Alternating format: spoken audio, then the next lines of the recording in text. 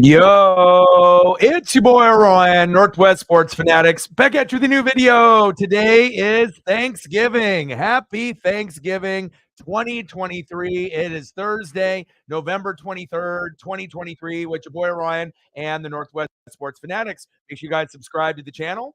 Smash that like button either now or on your way out. Donate to your boy if you can. Cash App $ORIONNWSF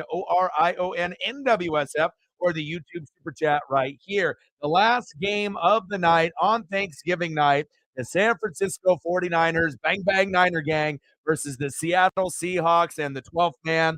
Should be a good one. We had two games that probably didn't go necessarily what we thought. I think some people thought the Dallas Cowboys would blow out the Washington Commanders, but I don't know how many people picked the Green Bay Packers to upset the Detroit Lions at home. So it does show you can still have a really, really good record in the Detroit Lions, but when you haven't been playing good defense in the last month, you're definitely starting to get exposed. And as we get deeper and deeper into the regular season, if those problems don't get fixed, and obviously I know they got a couple starting corners that are out for the Lions, but when you ended up first part of the season giving up about maybe 17 to 20 points a game, and then now it seems like almost every game or every other game you're giving up 30 or more or close to that number. It's very alarming because if the Detroit Lions want to be able to make it to the Super Bowl or the NFC Championship game, the defense cannot be giving up in the high 20s or in the 30s and getting blown out like they did at home against a rival in the Green Bay Packers who got revenge from their earlier loss to the Lions this year at Lambeau Field.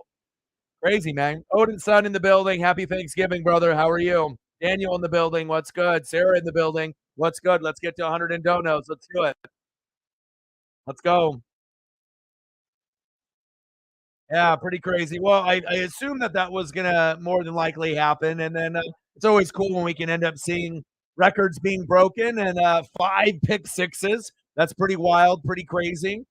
Very Dion-like. And I think this game will be I'm hoping similar to the Packer game and the Lions, not like the Cowboys and the Commanders.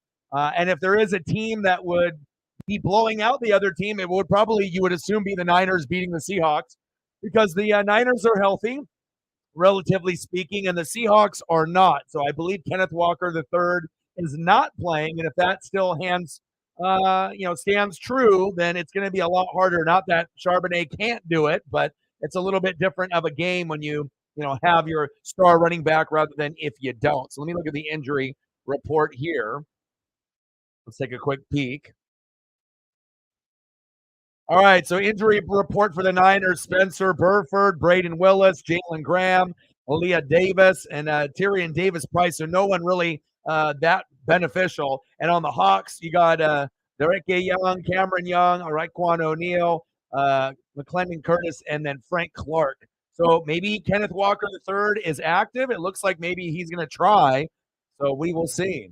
I'm going to take a look at fantasy right now. And let's take a quick peek. Nope, Kenneth Walker III is out. So they didn't list him on the ESPN report, but I figured that he was not going to be able to play. His oblique is hurting more than expected. So Kenneth Walker III is out tonight. Let's go.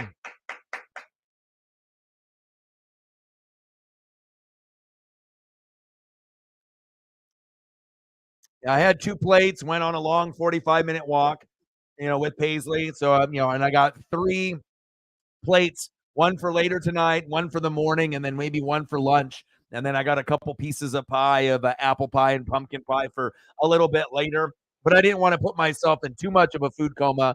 But definitely was really good to be able to see my dad and my stepmom and my stepsister, my stepsister's Dada.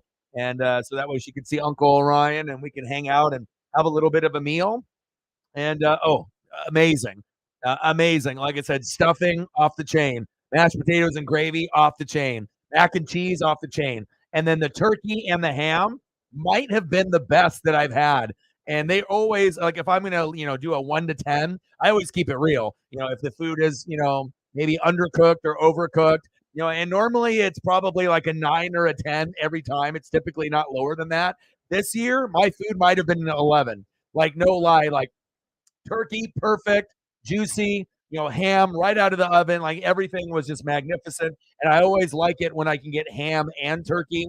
And usually with my dad and my stepmom, they'll usually do both, not only for Easter, but for Thanksgiving as well. And they actually had a lot more leftovers for me to take home. But with the fridge space that I have available here, there wasn't really a whole lot of space that I could take, 10 things of Tupperware and then eat this food for like a week. So we're going to have food for about a day after today, and then it'll be gone. But I think that's good. I'm on a diet and whatnot. So, um, but the food was fantastic. Absolutely. Turkey, sweet potato casserole, corn casserole, rolls. Ooh, yes. Asad Padilla. Happy Thanksgiving, brother. Absolutely. And you already know, with me, I'm not going to be biased. I'm going to cover more sports than any other streamer. I'm going to keep it 100. I'm not going to have any type of bias towards one team or another. I just call it how I see it. I help people win money, not only in fantasy, but in sports betting like DraftKings, etc. So, and like I said, it's always nice to be able to have a group of people where we can hang out and have a good vibe. Like I said, it's my job as a host to make sure that we actually have a chat and we have a group of people that get along. I'm not going to just not ban someone or not put someone in timeout just because I only care about subs like a lot of these streamers do. And, if it's going to make the room toxic, and then it's not going to be for me. So if they want to do that toxic behavior and be toxic in the chat, they can do it on other sports YouTube channels. But for the number one channel in Oregon for sports, yeah, we ain't handling that. We ain't doing that. But I appreciate you being a part of the group. And I'm definitely excited for this matchup here this afternoon. I know a lot of people are traveling. I know a lot of people are drinking. A lot of people are in a food coma. But I assume we'll get a few people coming in since I didn't do the game this morning or this afternoon. But I did watch all of the Lions and Packers game. Me and my dad were very, very surprised that the Packers were with ease. And their defensive line outplayed Detroit's offensive line, which was very, very surprising. I figured whoever won the line of scrimmage, the O-line and D-line, was going to win, but I just didn't think it was going to be the Packers, and they had a lot of injuries on top of that too. So shout out to Green Bay. They may not be one of my favorite teams personally, but they got the job done. Jordan Love kicked ass.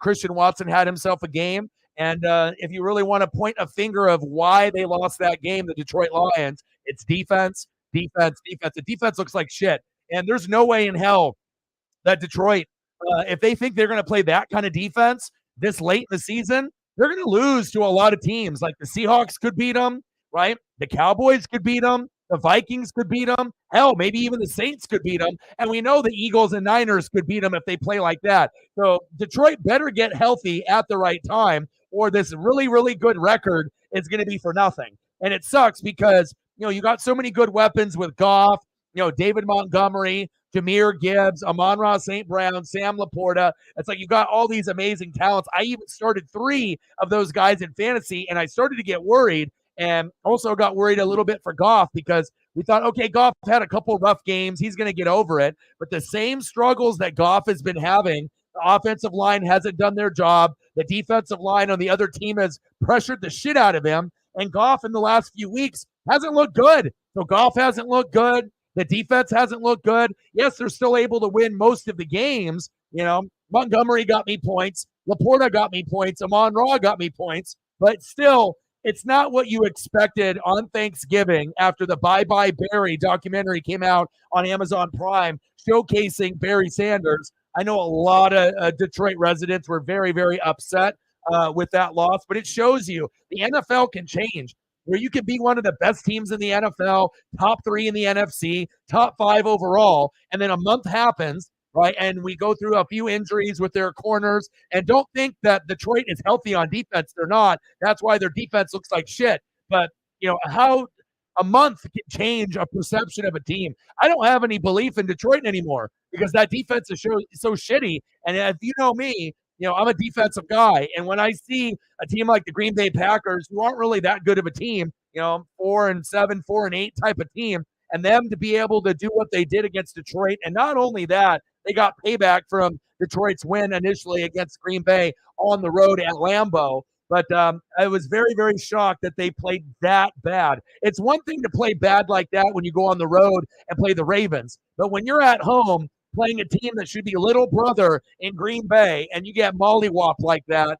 Very, very concerning, and hopefully they can get healthy, moving forward. Same thing with the Seahawks. Hopefully they can get healthy with Kenneth Walker the third, because if the Seahawks and the Lions, who are probably the third and fourth best teams below the Eagles and Niners, and not any specific order, if those guys don't get healthy, Blake Snell in the building, I see that, then what's going to happen is you're going to get a team like the Saints, the Vikings, or the Cowboys. They are going to knock off the Seahawks and the Lions if they can't get healthy. So we want to make sure that everyone is as healthy as possible. Reflect in the building. What's good? Happy Thanksgiving.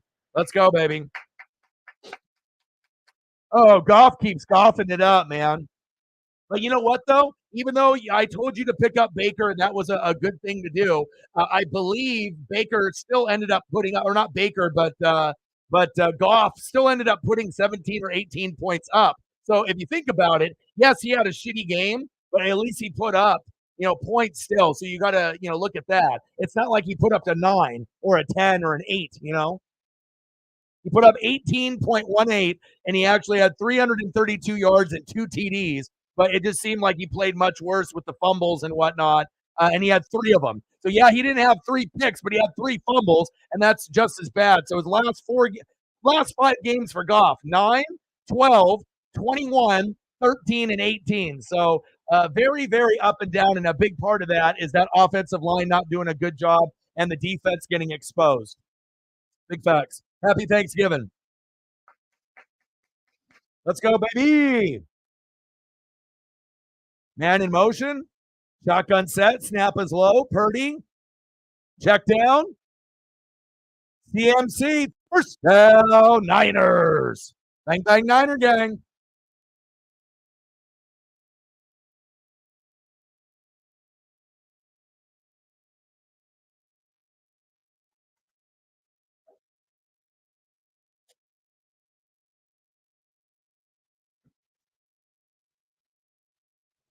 Happy Thanksgiving. Let's go.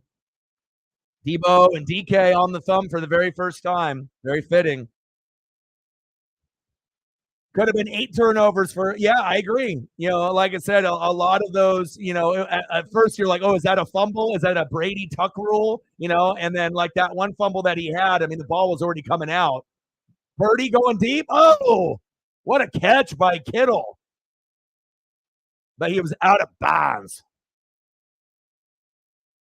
Yeah, but we already, possibly knew that the Commanders might be the worst team there. And then we have some pretty interesting matchups too. I told Shep, I'm trying to go for the chip, and it seems like everyone is kind of set up and in line, but it looks like Chief is projected to lose to Jerry, but we really only have 5 teams that are in the running right now. So I made the playoffs. Reflect is in. King Money is in. And it looks like more than likely Chief was in, and there's only one other spot. As Seahawks talk, he's the only one that could sneak up and take somebody's spot. But other than that, there's only 5 out of the 10 that are eligible now for the playoff push. But out of the people that aren't in the playoffs, Sarah is probably going to be the one that's on the best hot streak. She actually has a chance, to get close to 500 or maybe a game below 500, which is pretty damn good if you end up starting the season 0-7. And if you can finish 7-7, I don't know how many people could do something like that. Or even if you finish 6-8 after losing the first 7 games, that's damn good. Big facts. Eddie in the building. Allen in the building. What's good? 3rd down and 1. Handoff to McCaffrey. First down, Niners. Bang, bang, Niner gang. Move the chains. Let's go.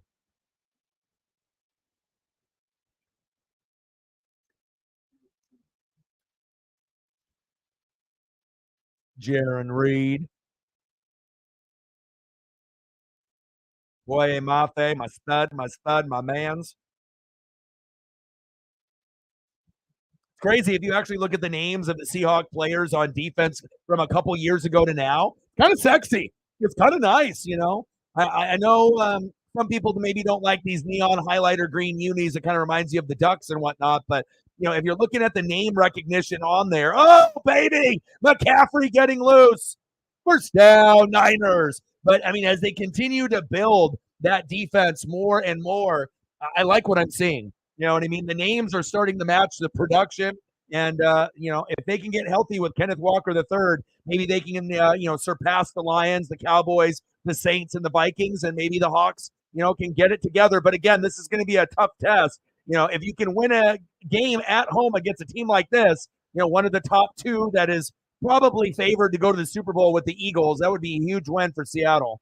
But it's going to be very, very difficult. They're going to need fumbles. They're going to need picks, and you may need to get a special teams touchdown with a punt return or a kick return touchdown, something big, something extra to get you that Uncle Mo and that momentum. But let's be honest, though, even though they're gashing the Seattle D, Christian McCaffrey will gash any D. So it's not like Seattle's defense stinks. Seattle's defense is actually pretty fucking good. Sometimes their defense is better than their offense, depending on the game, and depending on the strategy that they have at that particular matchup. But Christian McCaffrey is the best running back in the NFL, hands down. So when he gets these screens and these, bubble screens and jet sweeps and fucking halfback counters, I mean, he's literally like unstoppable. Like you can't stop McCaffrey. You can only try to, contain him, kind of like LeBron or KD or Luka or Giannis, or Embiid. Yeah, you might be able to slow him down, but you're not going to slow him down completely. Like you hope, like fantasy purposes, you hope McCaffrey only scores like 10 to 15 if you're playing against him, not 15 to 40, which he's capable of. You hope he scores one touchdown if you're playing against him, not 3 or 4, which he's capable of. So it's going to be a very tough test here. And the Niners, arguably, like I said, between them and the Eagles, they are the favorites to make the Super Bowl this year.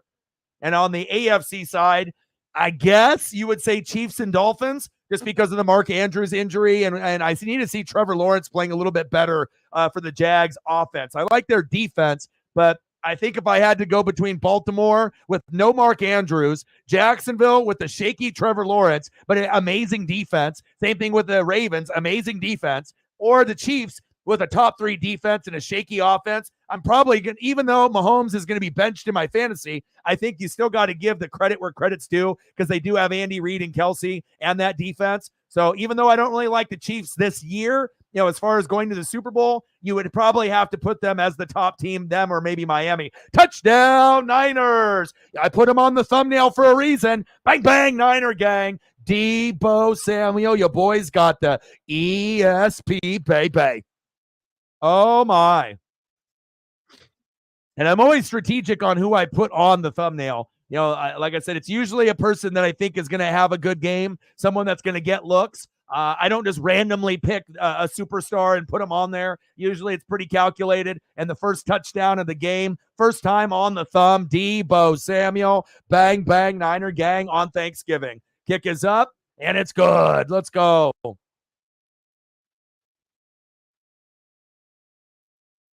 right, Deebo.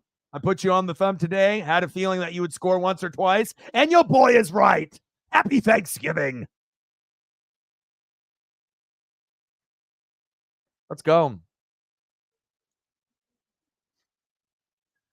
How do I think the Colts-Bucks game goes? That's a good question. In reality, the Buccaneers should win. What I would want is the Colts to win so that way I can get better draft position. I mean, at this point, when we were 3-1 at the first month of the season, I thought, well, all right, well, the Saints and Falcons are shitting the bed and the Panthers have all kinds of problems with Bryce Young. I guess I'll get to 10 wins and then we'll go 10-7, go to the playoffs, lose in the first round. And then I got to hope that a quarterback falls into my lap, or I'll have to get a quarterback next year, depending on who's going to be available. Depending on if Shedeur Sanders goes back to school, Quinn Ewers, Cameron Rising going back, and all these other players, because I probably won't be in the mix for like Caleb Williams, Drake May, Michael Penix Jr., or Bo Nix. But now, after being 3-1 and then going on this big slide, I don't really mind, if we end up losing a majority of the games. Like when I watch games, I'm just like every other fan. Yes, I want to win every game. I'm not watching my team play for us to lose, but if it just so happens that we do, and then I can get a higher draft pick and we can hit on a quarterback, and I finally can have a franchise QB that I can be proud of, then instead of having Baker for 2 or 3 more years and then looking for a quarterback, then I want someone to come in like a Bo Nix or a Michael Penix Jr. to challenge Baker. And then if they want to still go with Baker, wait for him to get hurt or wait for him to suck for 3 games or 4 games and then bench him and then put in the rookie, fine. Or if they want to put in the rookie right away. But I think I deserve to be able to have a franchise QB. I mean, I've been a fan for a long, long time, especially with the Bucs since like 95. I haven't really had a franchise quarterback ever that we've drafted before that we can be proud of. So it's like, yeah, we got Tom Brady, but we brought him in over in free agency. But my guys have been like, Vinny Testaverde, Brad Johnson, Chris, some of the guys, it's just, I can't even mention their names. Do I really want to? Chris Sims? Do I even need to say his name? Josh Freeman. And some of these guys have been like, they were okay, but not good enough, to be able to win a Super Bowl or to get to an NFC championship game. And Baker has played better than I anticipated, but I definitely wouldn't mind going on a nice losing streak and just having the Saints win the division. And then that way I can get, a better player. So.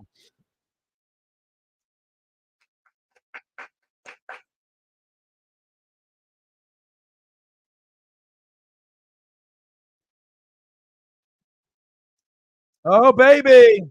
What a return. First down, Hawks.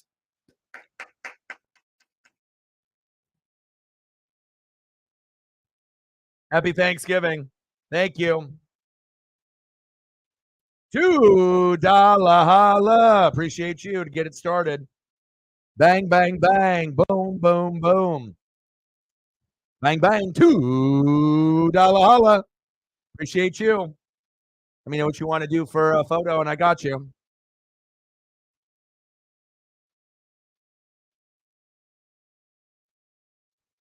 $98 to go. Shotgun set. Gino. Go, Gino. Oh, wow. He really took a slide early. He knows Dre Greenlaw is kind of a dirty player. So he's like, oh, I better get down or he might smack me. Dre Greenlaw kind of hella aggressive.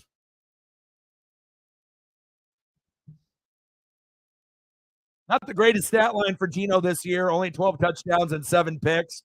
2,404 yards, 65% completion percentage. We'd like to see that go up a little bit, and hopefully he will, as we go through the last month of the season. Shotgun set. Smith. Incomplete. DK Metcalf, the intended receiver.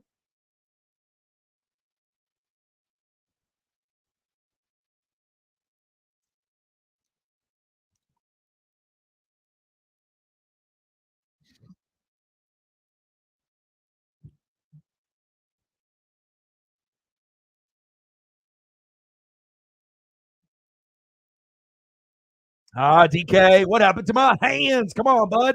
You need that. Third down at 9. Go to Lockett or JSN. Shotgun set. Gino. Plenty of time in the pocket. Almost intercepted. What happened to my hands? You can't go second down to DK and go to him third down again because they're going to be anticipating that. You got to make sure you're giving other guys looks. You got to make sure you're going, DK one play, go to Lockett the other, go to JSN. That was tough. Lucky that wasn't picked off.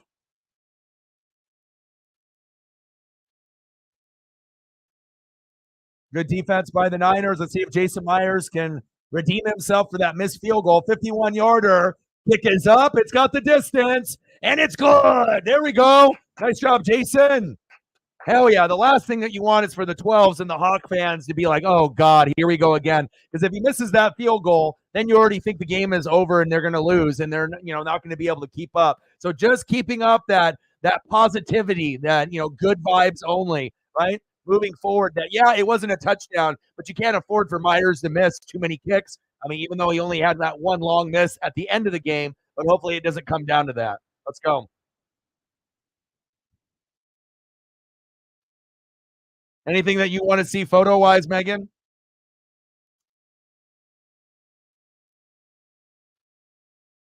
Yes.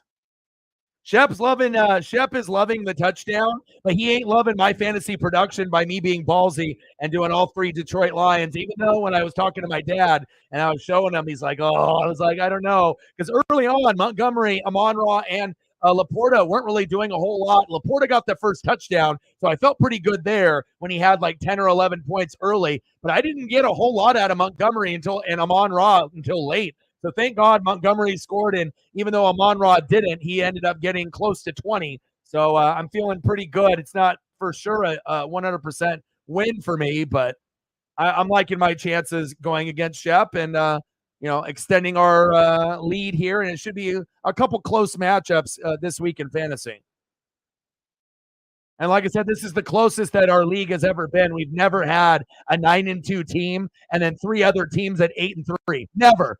So I'm really proud of this year on the people that we have in the league and how they're doing. It's awesome. You never want it to just be easy. You want it to be competitive, and this is the most competitive that it's ever been. Finley in the building. What's good?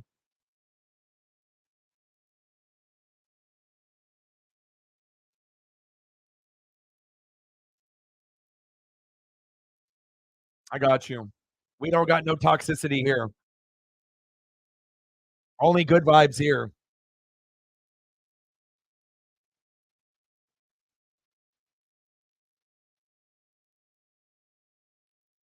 Let's go. And if you're a Seahawks fan, you probably like this, what you're seeing with the Lions and their defense collapsing like that. So, it shows you it's like even though you had a tough loss against the Rams, the Lions, who are right next to you based off record and talent, they're not doing too good either. So there's plenty of time to make up. And we know the Cowboys are playing well now in the regular season, but that doesn't mean they're going to play good in the playoffs. So for every Dallas Cowboy fan thinking, "Oh, we're going to the Super Bowl," you're beating up shitty teams, but you can't beat good teams. So once you beat a good team, then you'll come talk to everyone. So, it is what it is. I mean, I do like the way that the Cowboys are playing, but every year it's the same thing.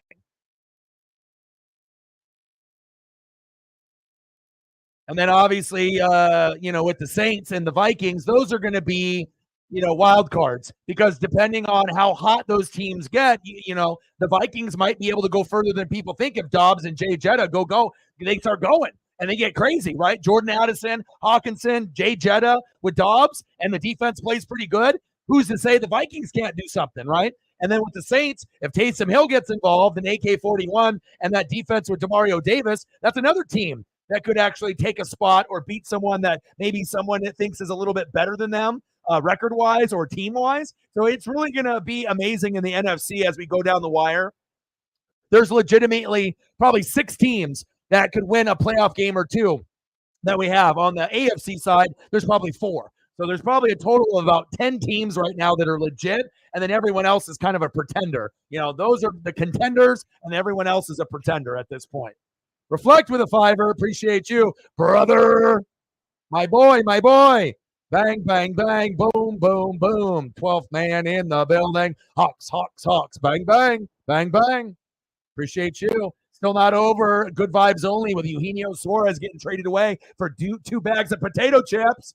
Floater. Debo. Now, I put Debo on the thumb, but that doesn't mean I want Debo to go for 40 and beat me in fantasy with Shep. All right. I did Shep a favor, all right, with the Debo on there on the thumb, but I can't have Debo go off for a 50-point game. Come on now. Thank you, Reflect. Appreciate you. Let me know what you want to do for a photo, and I got you.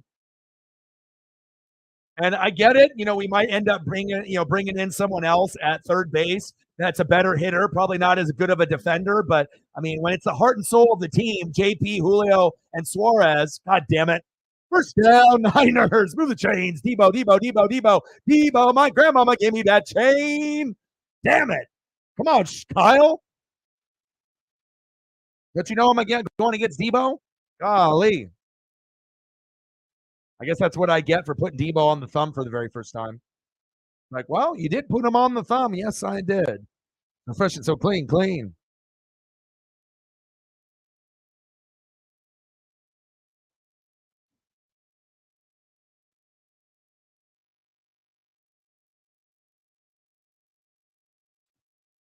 First down and 10, man in motion, handoff. McCaffrey. And that's why this Niner team is so difficult, to be able to handle. Same thing with the Eagles. So many good weapons at quarterback, running back, wide receiver, and tight end. And then on top of that, both of those teams got two of the best lines in the NFL. So even if you have a beast D line, that doesn't necessarily mean that you're going to be able to stop the run, with these two teams. Flag on the Niners.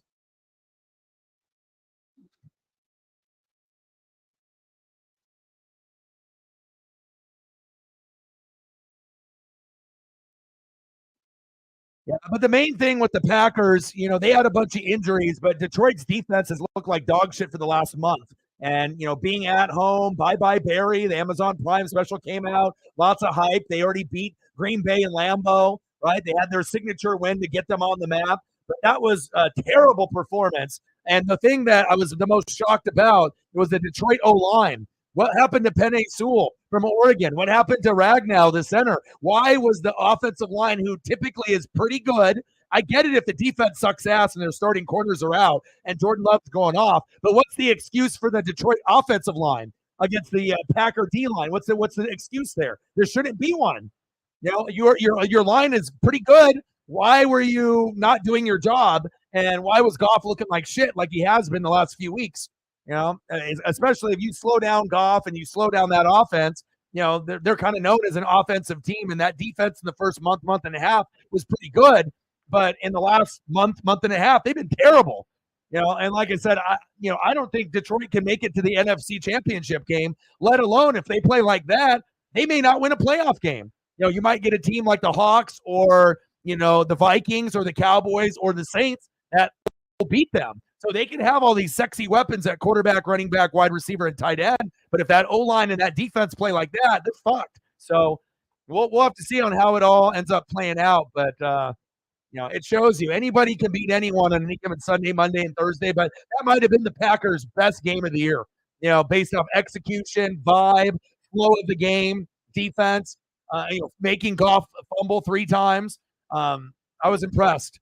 I'm not a Packer guy, but like I said, I can't hate on what I see, and they played with some greatness today.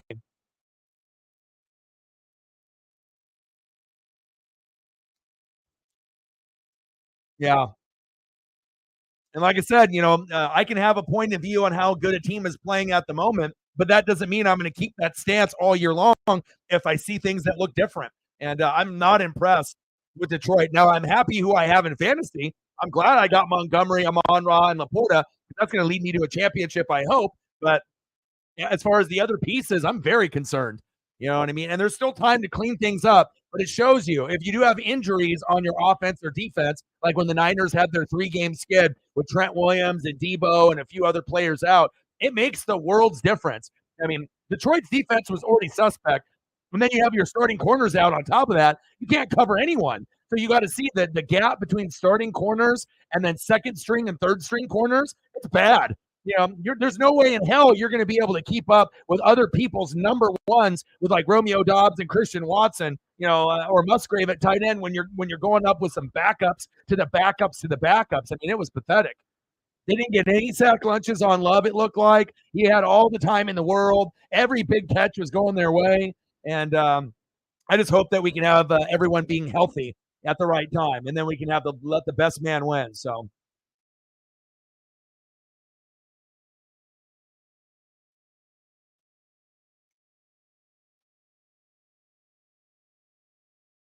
But I mean, based off how the Lions were playing, I mean, did anyone really think the Packers were going to win that game? Honestly, I don't think so. I mean, it's not like the Packers were like a 6-2 team. Like when you're 4-7 and 4-8, and another team has got like 7 or 8 wins and only a couple losses. I mean, I know the Detroit defense, hasn't been playing that good in the last couple of weeks, but you would have assumed that they would have ended up getting that dub. It's like if the Commanders would have beat the Cowboys. I think that would have been a little shocking. I don't think people would have saw that coming.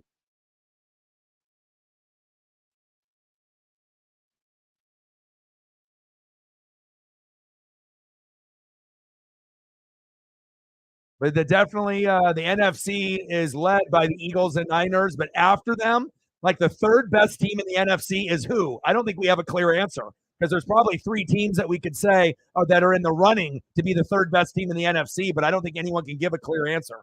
Going long, going deep, Purdy, incomplete. But there's a pretty big gap between the Eagles and Niners and then the rest of the other, 4 or 5 teams.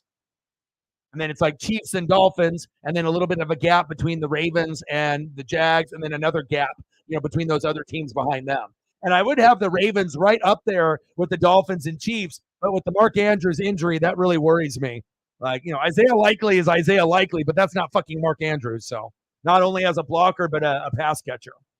Third down and 14, 7-3, bang, bang, Niner gang. Yeah, Bears beat them for 3 quarters, and then they just got hot in the last part of the game. I agree. I watched that game. Nice screen pass, nice tackle. Leonard Williams showing his worth. There we go.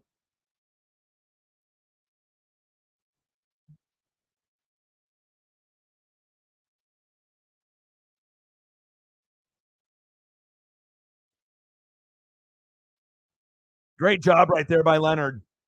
Stayed home, stayed patient, assumed that McCaffrey was going to, because you got to think, they're going to be looking at McCaffrey like 50% of the time, and then the other 50% is going to be, equally calculated like a piece of pie cut from like pumpkin, apple, or cherry, where you're going to get, 15% Debo, 15% Brandon Ayuk, and then maybe 20% Kittle, depending on the flow of the game and what quarter it is. But they're going to be going to McCaffrey for at least half of the offense, either running or looking for screen passes.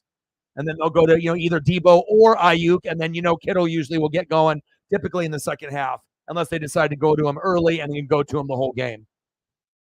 Well, at least it's a good game so far. 7-3 Niners.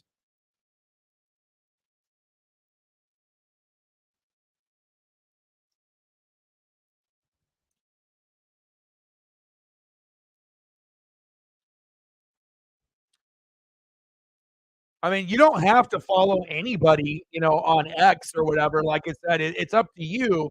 Like I said, if there's a celebrity or a former Duck, or players in the NFL, players in college, whatever you're looking at, like I said, I have just a few things that I like to follow, like NFL, and a few teams, a few players, and whatnot, and it's one of those things, it's just a one-stop shop for information and video, and that way that you can look at highlights and read articles and, and just get everything at your fingertips in one app. So I don't think there's really a right way or a wrong way to use Twitter or X. It's just what it's important to you. And, if you're looking for, NFL material, then, obviously follow the NFL and all the other, X accounts and Twitter accounts that are related to the NFL, like Bleacher Report and some of those other ones. So.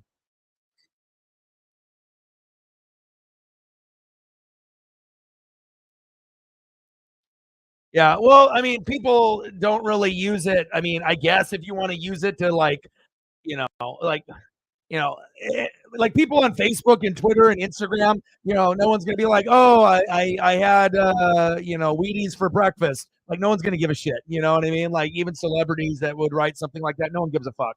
You know what I mean? So depending on what is on your mind and what you want to talk about, but you have to understand the way that the algorithm, I mean, I'm not sure what you're expecting. Like if you're expecting to be some fucking celebrity or some kind of like big time player on X or Twitter, but you have to realize that, whatever you post, you're probably not going to get a whole lot of interaction, and even when you get more and more followers, it's not like every single person on Twitter and X interacts with other posts. There's a lot of people, just like on Facebook and Instagram and Twitter, that they might see your stuff, but that doesn't mean they're going to read it or like it, unfortunately. And you can have thousands and thousands and thousands of followers, but that doesn't mean they give a shit about you. It's just the truth. They can follow you, but that doesn't mean that they care.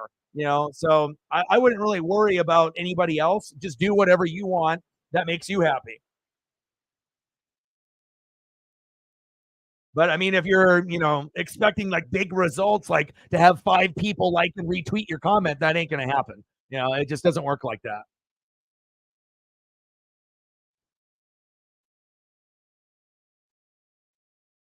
And also, too, you have to recognize, like they don't know who the fuck Matt Payton is. Who the fuck is Matt Payton? You know what I'm saying? Like they don't know who you are. You know what I'm saying? It's not like you're working for the NFL or working for the Oregon Ducks. So a lot of times, if you don't have credentials and they don't know who you are, I mean, they may skip on your shit. This is how it goes. Oh, it's 12 noon. You know what time it is? Time for a sack lunch. Yum, yum, yum, yum, yum, yum. I mean, hell, there's even going to be famous people that don't get notoriety or credit for what they do. So, I would just say read the articles that you want to read. If you see a cool photo or a cool video of like route running, or something that you want to, comment on, just do it. It doesn't matter what other people think, but again, you have to make sure you have the proper idea of like, what possibly could happen. So, I mean, the harsh reality about social media and the internet is a majority of the people just don't give a shit.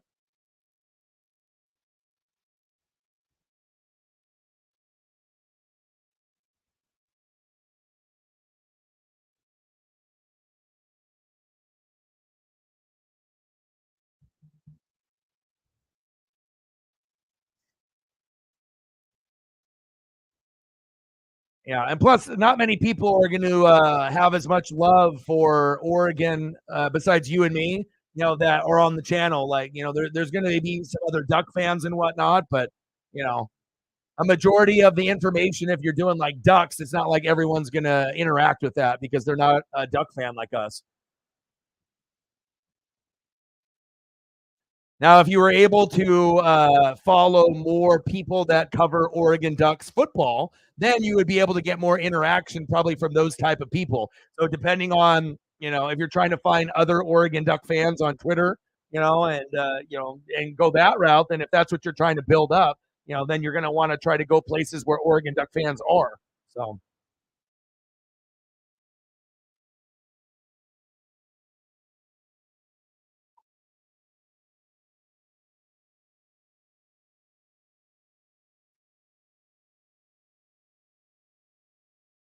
yeah, but the bottom line, it doesn't matter what other people think, right? You do you. Whatever makes you happy, you do it. You know what I mean? Who cares if it gets a like or a retweet or not?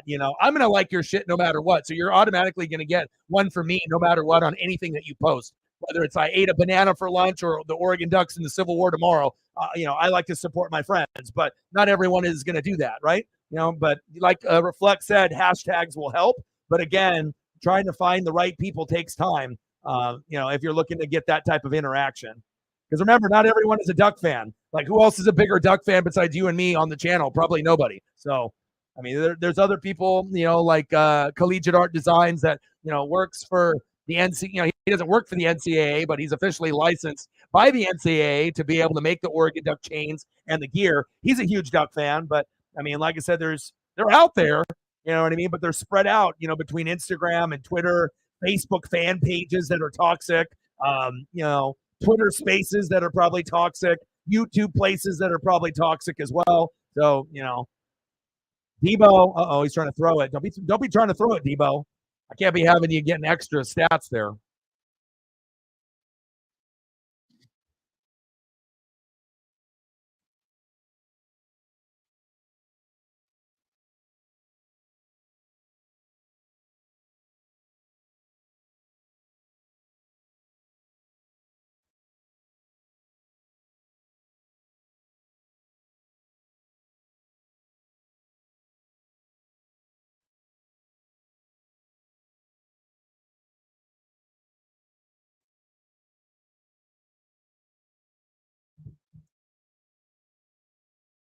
There we go, Hawks.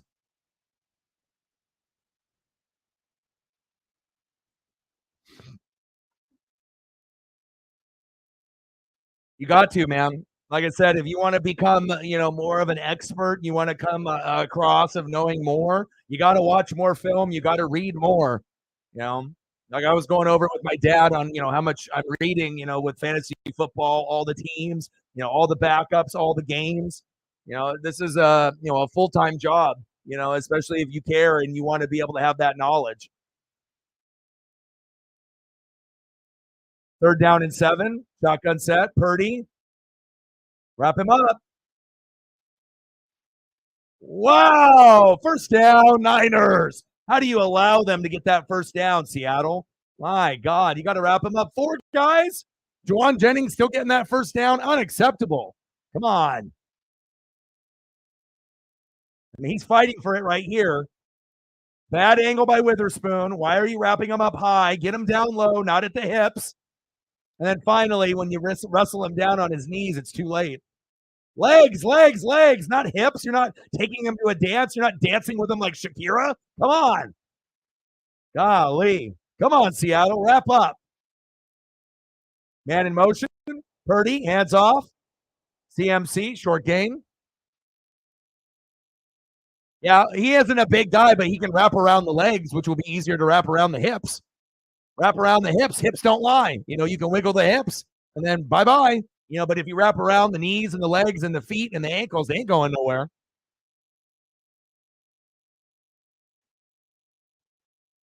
They should have stopped him for that first down.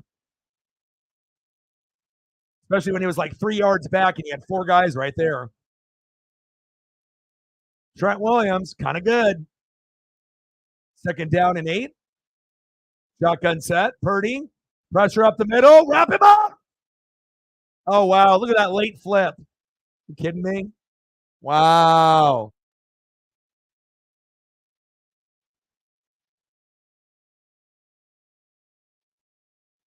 End of the first quarter, 7-3 Niners.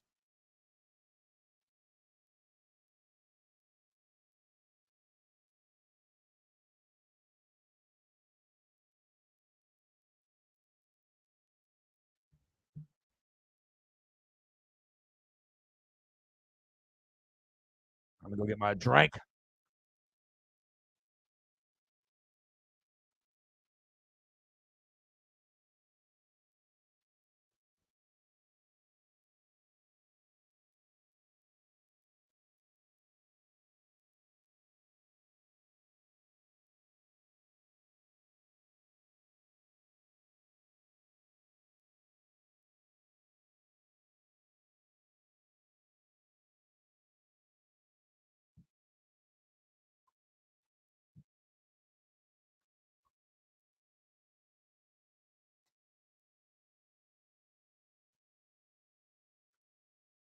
Oh, golly, Snapple apple. Delicious.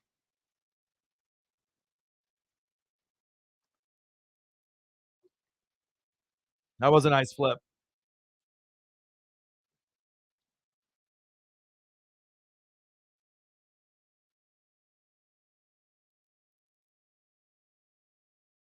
Damn it. Debo's already got 15 points in the first quarter. Holy shit. I guess that's what happens when I put him on the thumbnail. Fucking A. That's not good.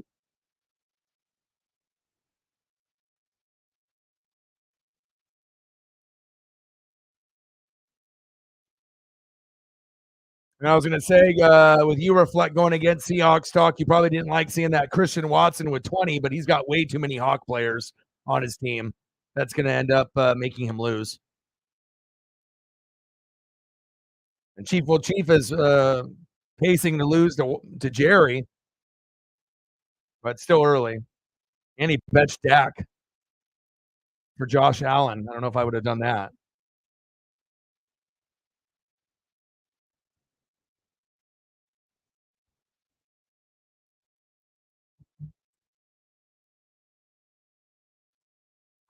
And we got a good crew here. We appreciate you guys.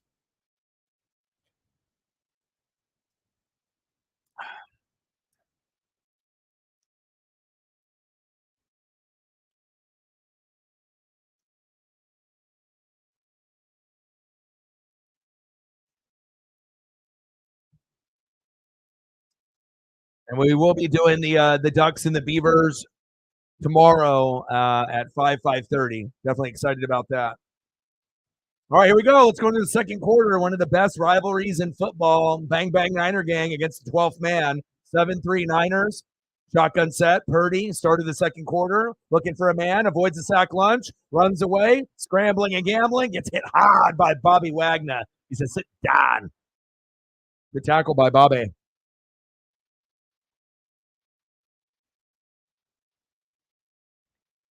Flag on the play. Oh, wow. Illegal contact on the defense. Automatic first down.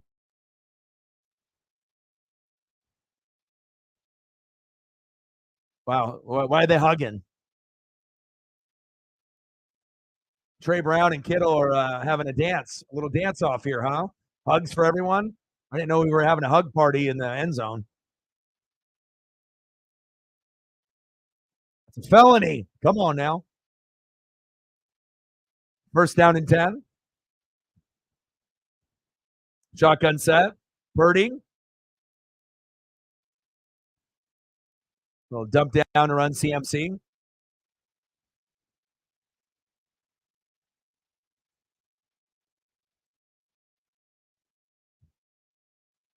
And McCaffrey is like a cheat code.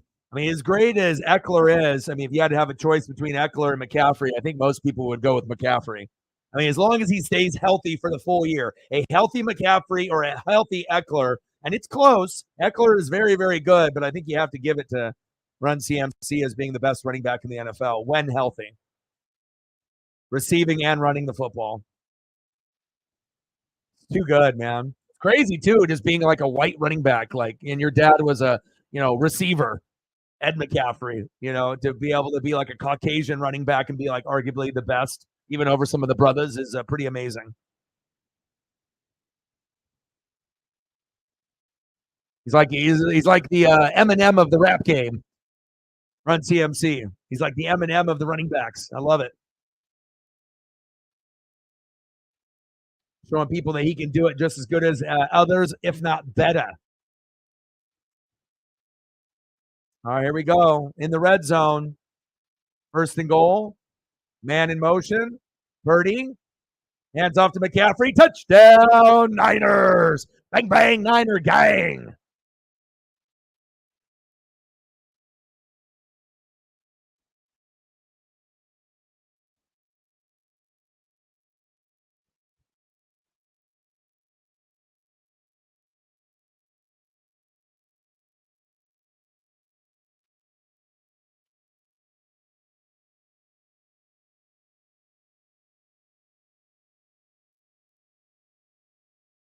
Kind of good.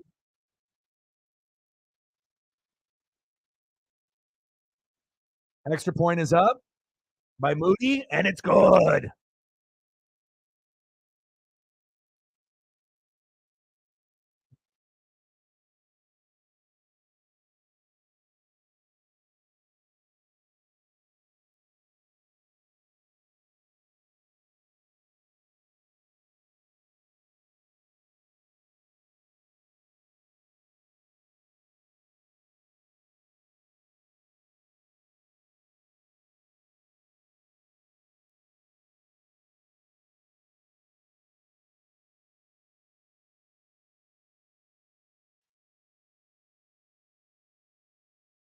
On the ground, through the air. It's unfair. It's unfair. He's too good. Too athletic, too much agility, hands amazing, athletic ability off the charts. Special. 14-3, bang, bang, Niner gang. All right, Seahawks, your turn.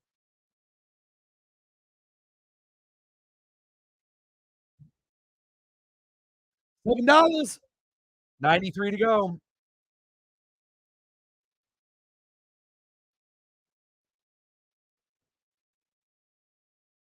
Let me take a look at the schedule of what we got going on.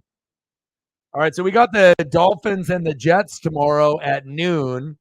I don't know what the feedback would be from the fans if we would actually get people to show up to watch that. I mean, we're going to be doing Oregon State at 5:30, so I would assume that will be the one that we do. I wouldn't be necessarily be opposed to doing both, but I just don't really know what the turnout would be. Especially if we're looking at, time being spent with, trying to get donos and subs and views. So more than likely, we'll probably just do the Oregon State game late. So that way I'm fresh for that because I want to make sure I'm fresh with energy with that and not tired after doing the Dolphins and the Jets, which we assume the Dolphins will win and pretty easily. And then we got on Sunday a nice slate of games. I will be watching that game tomorrow, though, Dolphins and Jets at noon on Prime, if you guys are wondering. Then we got Steelers, Bengals on Sunday. Great game. Jags and Texans, Bucks and Colts, Saints and Falcons, Pats and Giants, Panthers and Titans, Rams and Cardinals, Broncos and Browns, Chiefs and Raiders, Bills and Eagles, Ravens and Chargers, and Bears and Vikings. So about half of the matchups are rivalry matchups, and they're really, really good. And then the other half of the matchups are like, meh, they're not rivalry matchups, but they're okay. They're not the greatest, but they're not the worst either. And then tomorrow we got Oklahoma and TCU at 9, Iowa and Nebraska at 9. I mean, there's quite a few games that are on tomorrow. Penn State and Michigan State at 4:30, Texas and Texas Tech at 4:30, Missouri against Arkansas at 1. So there's Iowa 1, 2, 3, 4, 5, 6, 7 games for the top 25 tomorrow.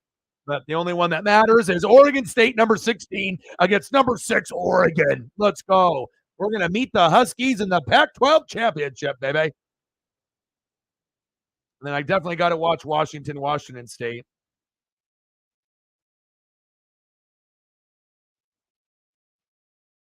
Maybe I'll do that one at 1 o'clock on Saturday. Oh, but we have WWE's pay-per-view. When is the pay-per-view, Sarah? The pay-per-view is on at 5 o'clock on Saturday? Because I wouldn't mind doing Washington State to get one more, kind of film study in for the Huskies. But I know the Huskies and Ducks are both going to win against the Cougs and the Beavers. They'll put on a fight, for a quarter or two, but we'll pull away. 5 o'clock our time. All right, so we're doing Ducks and Beavers tomorrow at 5:30, and then we're doing the WWE pay-per-view on Saturday. Is that intercepted?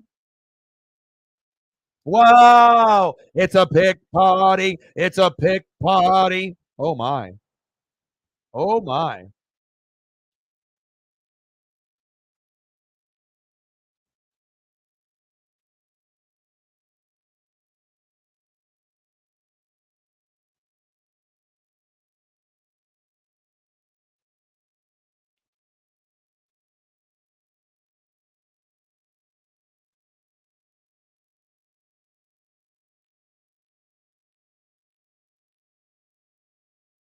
And then Ravens and Chargers on Sunday night, and then Bears Vikings on Monday night.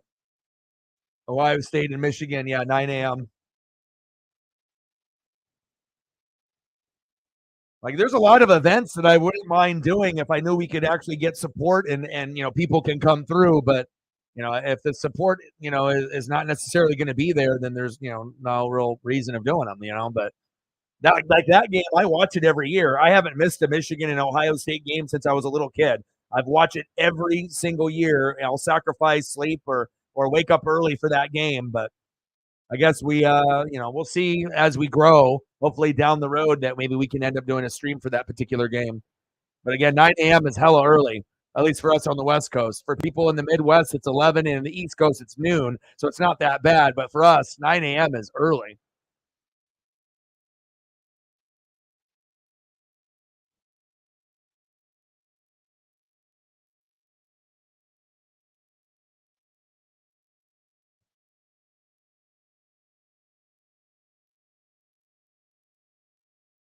And I like Brock Purdy's confidence in the pocket. Like, I feel more comfortable than Jimmy G or Kaepernick or anybody that they've had. Now, is he a Steve Young or Joe Montana? No, but he might be the best quarterback that they've had, since they've been looking for someone to get closer to the Steve Young rather than a Jimmy G or someone else. So, or a Colin Kaepernick, or trying to get Trey Lance in the draft. Like,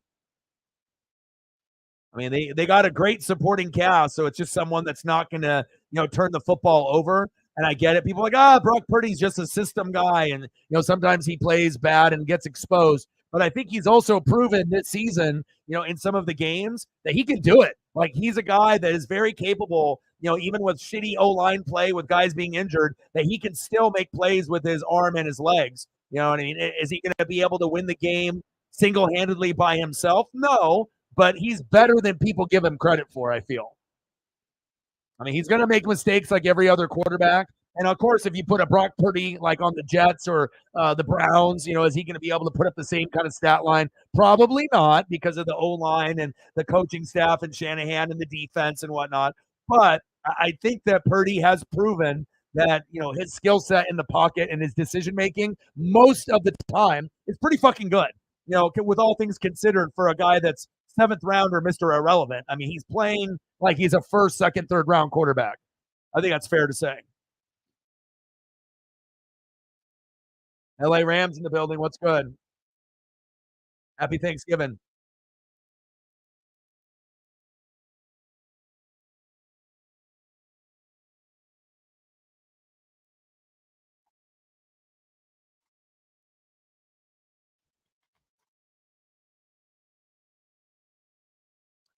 Anything that you guys want to see photo wise, reflect anything that you want to see based off your dono, let me know.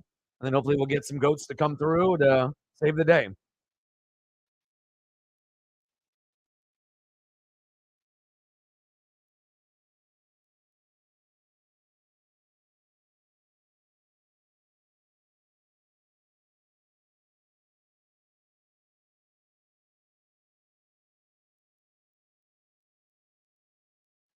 But a great 3 or 4 days of sports and wrestling for sure. Excited.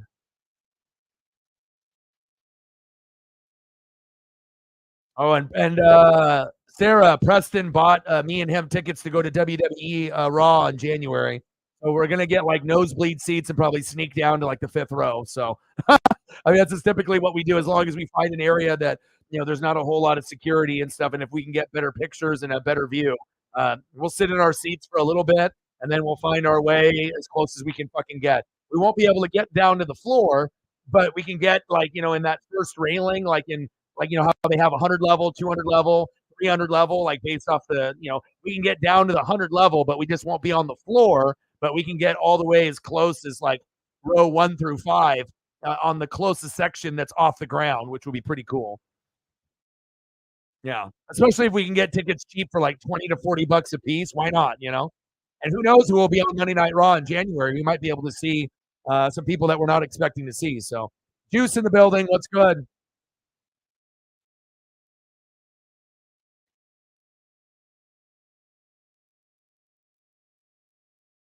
Toby, Jags and Texans.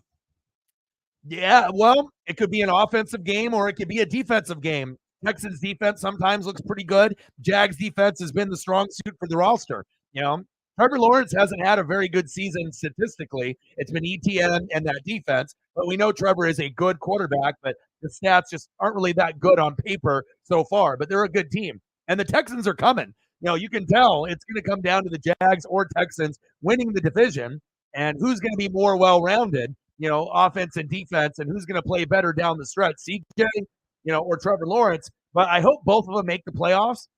And no longer is the NFC South and the AFC South like the laughing stock. The NFC South can be the laughing stock, but the AFC South, it might have been a boring division, with the Jags and the Texans and the Colts and the Titans for a couple of years to some people, right? But for me and others, like I still am interested, even if the division is low and they're like rebuilding.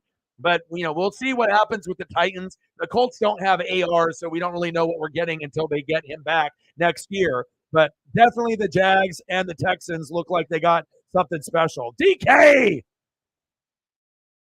Damn it! DK. Yeah, but it's either going to be a high scoring affair or it's going to be low scoring. Where both defenses step up and, everyone's hoping for that 34-31 game, but it might end up being a 17-13 kind of game or a 19-13 kind of game. I'm hoping that there's some offensive explosion, but I mean, it really depends on the defenses and the O-line, D-line, defense coaching and play calling. But awesome matchup. I mean, who would have thought the Jags and Texans would be must-see TV, but it is. I definitely will be watching. I'll be tuning in. I'll watch Red Zone, and I'll be watching. I got to check up on fantasy. Shotgun set. 3rd down and 10. Gino, DK. Got to go to someone other than DK Metcalf, but I like that. 4th down. No Kenneth Walker the third. No balance for Seattle. And it shows you how important it is to have a starting running back. You have to have that starting running back to keep the offense and the defense on the same page and also to keep the defense honest. If they know that you're not going to run or you have Charbonnet, who's not the best RB1, he's an RB2 filling in, then they can throw 8-9 in the box and just go one-on-one outside and assume that you're not going to be able to go deep and get a good throw to DK or Lockett. And so far, that strategy has worked. 14-3, Niners.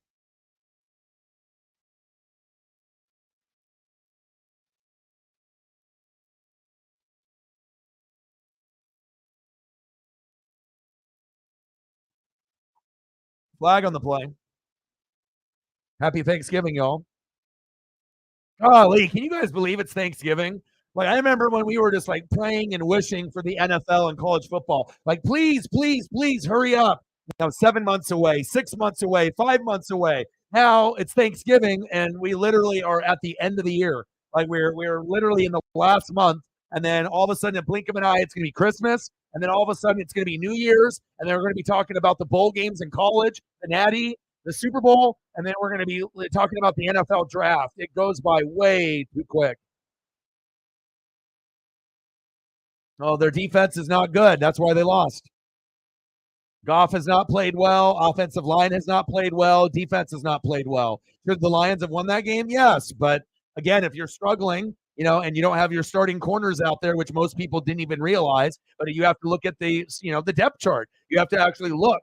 You could just be like, oh, Detroit Lions, but you have to go deeper. Why did they lose? Oh, how many guys did they have out? But on the flip side, the Packers had a lot of people out. It's not like they had Aaron Jones playing. They had a lot of injuries on their side too, but they were just more effective with the O-line and the D-line for them. And that's what wins football games. It's not quarterback, running back, wide receiver, tight end. It's not Goff and the Goffense and Gibbs and Montgomery and Laporta and Amon-Ra, right? It's about what the O-line and the D-line do. And if they do their job, like the Packers O-line and D-line, you win. If you get the results that you get with the Lions, you lose. And it's embarrassing. And at home on Thanksgiving. No turkey legs for you, Jared Goff.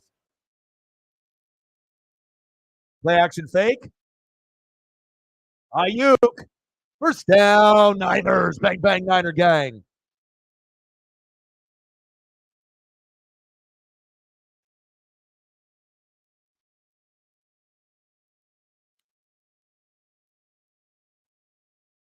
A long season. Everyone likes to underreact, overreact. 15 games in the row. The Niners are the best thing since sliced bread. Then they go on a 3-game losing streak, and then everyone wants to throw them under the bus, saying they're dog shit and they're not good anymore, right? Which we knew wasn't true. But when you go on a 3-game losing streak after winning 15 in a row, it's alarming. But you knew the reason why they lost 3 in a row: injuries. If you don't got Debo and Trent Williams, that's a problem. When you got 3 or 4 starters out that are big name players, you're going to sometimes lose games against good teams. But then they got healthy, went into Jacksonville, beat the brakes off the Jags, beat the brakes off the Bucks. Now they're back on beating the brakes off the Hawks. And, just like that, Jags, Buccaneers, Hawks, bang, bang, bang. And they're right there with the Eagles again. So, everyone likes to be able to overreact, but you have to look at the total body of work. You have to be able to look at the team top to bottom. Who's got the most depth? Who's got the best coaching? O-line, D-line, defense coaching, play calling. And it definitely separates the elite from the good. Good defense there by the Hawks.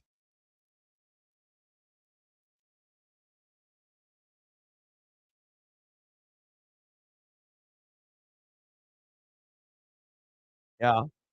But I mean, the Eagles are the best team in football. The Niners are the second best team in the NFC. Then there's a drop off after those two teams. Lions, Seahawks, Vikings, Cowboys, who are hot, but they just play shitty teams and beat them. So that's kind of a fugazi team. And then you got the Saints, right? And then on the AFC side, Chiefs and Dolphins, Ravens and Jags. And then we'll see a few other teams try to catch up to those 4, like the Texans. And I like them. That might be the 5th team. But there's going to be a few others that we'll have to wait and see. Like, I'm kind of curious to see what the Steelers look like on offense if they go to George Pickens and they go to Najee and Jalen Warren and maybe go to more Jalen Warren, more George Pickens, and don't phase out Najee, but give him the ball too. And if they can move that offense, maybe the Steelers can, find themselves into the playoffs. But, same thing with like the Cleveland Browns. It's like I like the Steelers and Browns defense, but I don't really like their offense. But there's still time in the last month of the season after firing Matt Canada to see, okay, who's going to be that other team besides the Houston Texans that's legitimately going to be fighting for one of those last spots in the AFC. That's what's going to be interesting. I hope Houston gets one of the spots because CJ Stroud is awesome. He's fun to watch. And that defense with Will Anderson's pretty cool. Oh, what happened to my hands?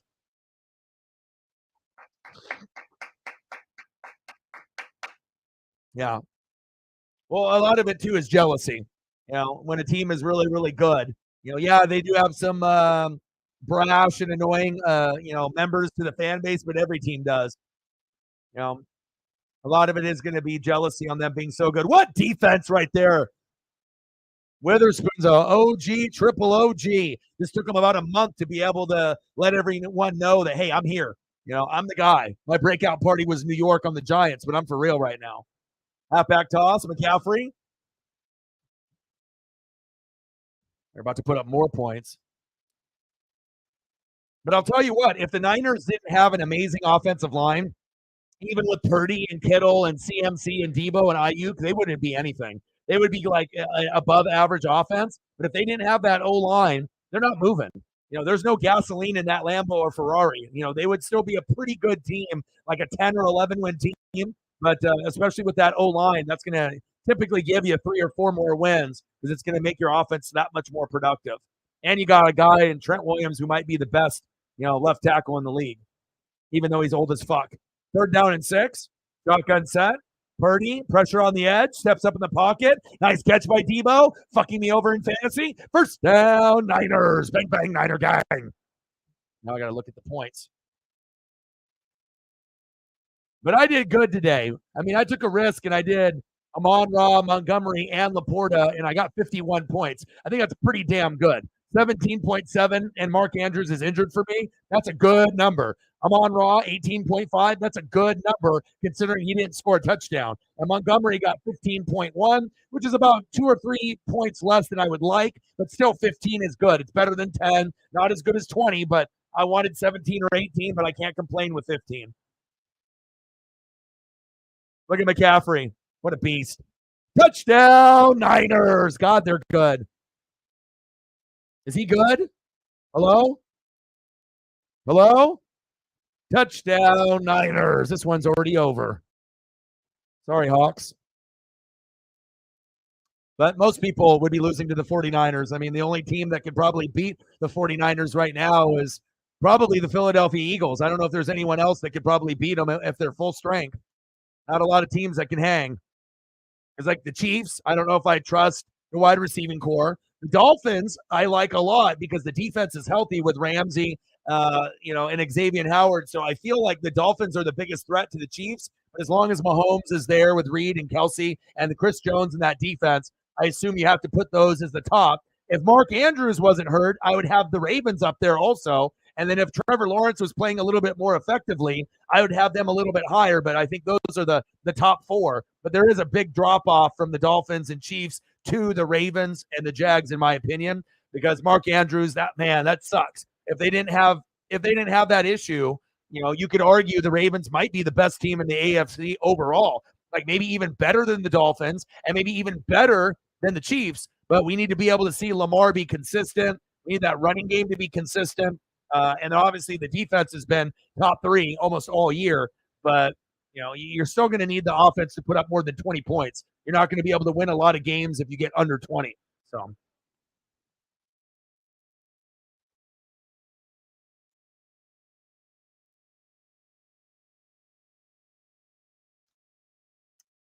well, of course he's going to be cocky. It's the Eagles, right?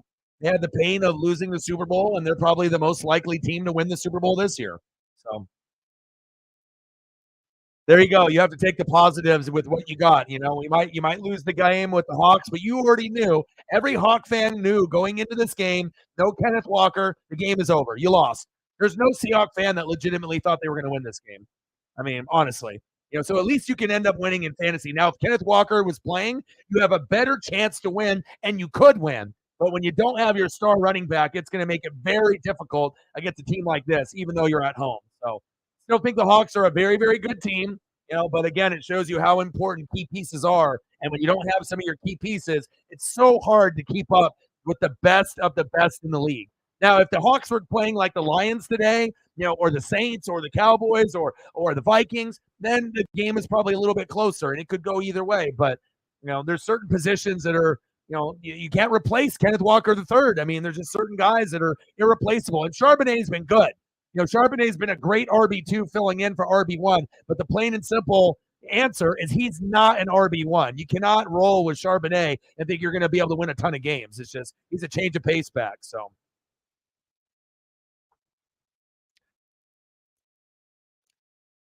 any given Sunday, but not any given Thursday because no one thought that the Hawks were winning this game. Not with the San Francisco 49ers being full strength, and they were missing Kenneth Walker III. I mean, let's be honest. You got to have a healthy team. I mean, Hawks fans will tell you, even if they don't want to hear it initially and they're in denial mode, most of them understood the assignment today. They knew that there was a chance to lose, and they knew going into this game with no Kenneth Walker III, right, that this could get fucking ugly.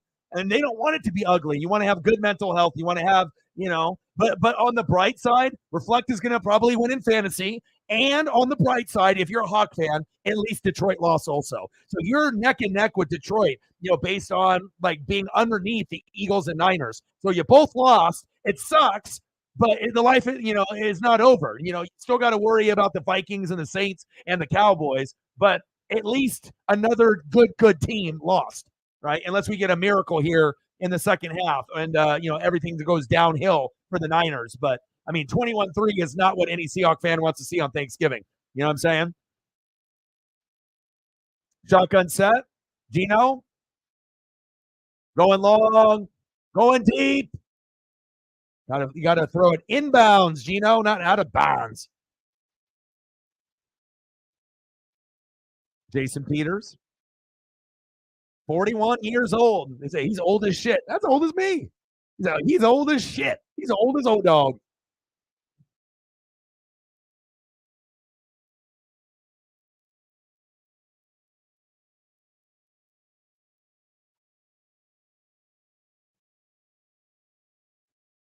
What's going on with Josh Giddey? Did he get in trouble with the law? What's going on with Giddey? I do like Giddey as a player. Did he do something stupid?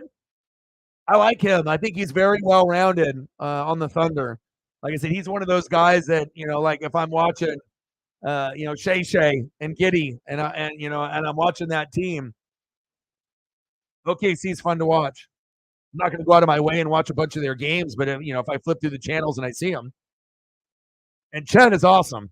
Like Wemby, but Chet, you don't want to sleep on Chet. Holmgren is nice. They both are, really wiry and thin like Kevin Durant coming into the league and Kevin Garnett, but they are fun to watch. And I don't even really like the NBA. Shotgun set. Uh-oh. That might have been a false start on the Hawks. Now, if the Hawks were playing the Niner team in that 3-game losing streak with no Trent Williams and no Debo, then we would have a fair matchup tonight. Because then you have no Debo, you have no Trent Williams, no Kenneth Walker III. Then it could go either way, But when they have a full strength team and your starting running back is out, sometimes it's just too much to overcome.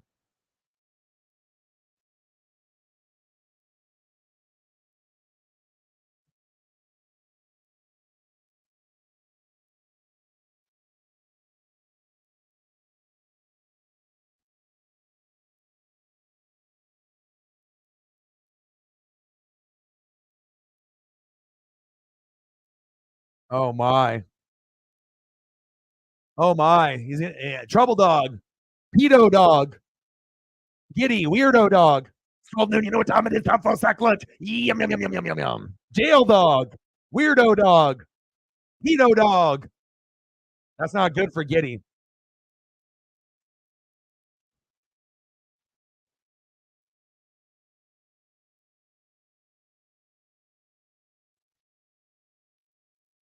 I mean, it's a big thing, it's a big thing that people don't talk about, like, really in the news or, really in social media. But, with a lot of the, trafficking and shit that goes on, people try to act like, oh, this is not really going on in our world, or, oh, it's going on in other countries, but not here. But the sad state of affairs on, stuff like that.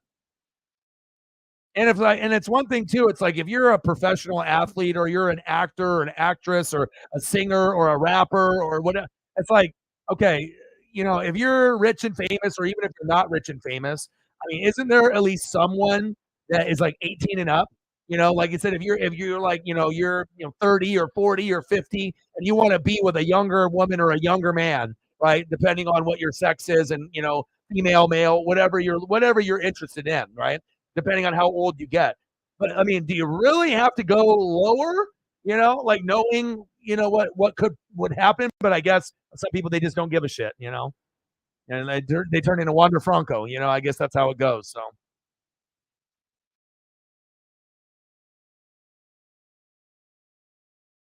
yeah. Age of consent can be 16, but that's like a fucking sophomore or junior in high school. They don't know what the fuck's going on. I mean, especially if it's going to be some, grown ass man, you know.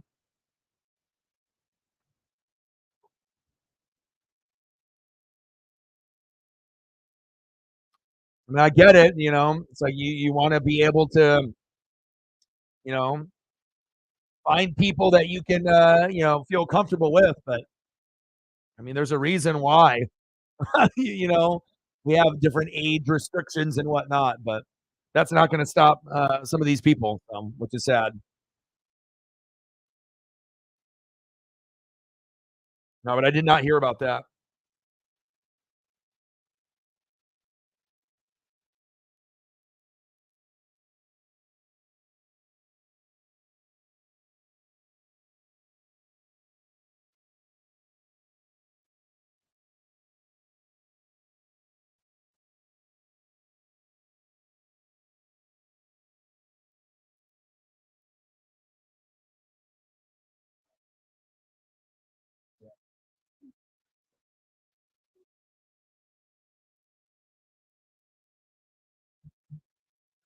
Oh man. So how's everyone doing with their Thanksgiving? You guys got a lot of good leftovers? You guys have how many plates have you guys had so far?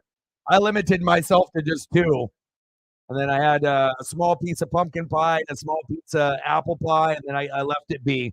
And then I ended up going for a 45-minute walk with Paisley when I got home, and I got three plates already pre-made for me whenever I want to eat them and whatnot. But I mean, I'm kind of on a diet, so I'm not really trying to eat crazy, crazy leftovers and whatnot. But chances are your boy will have a plate tonight. But I got three pieces of pie, apple and pumpkin. I was wanting cherry, but there was no cherry this year. And three big plates, mashed potatoes, gravy, stuffing, ham, and turkey on the plate. So that means a meal today, a meal in the morning, and a meal at lunch, and then I'm good. But in the past, when I had more room in the fridge, depending on where I was living and whatnot, normally I would have enough leftovers for like a fucking week. Like I literally would have turkey and ham and mashed potatoes and gravy and everything, like for days on days. Like I literally could eat it 2 or 3 days, in a day and still have enough for like 5 to 6 days worth.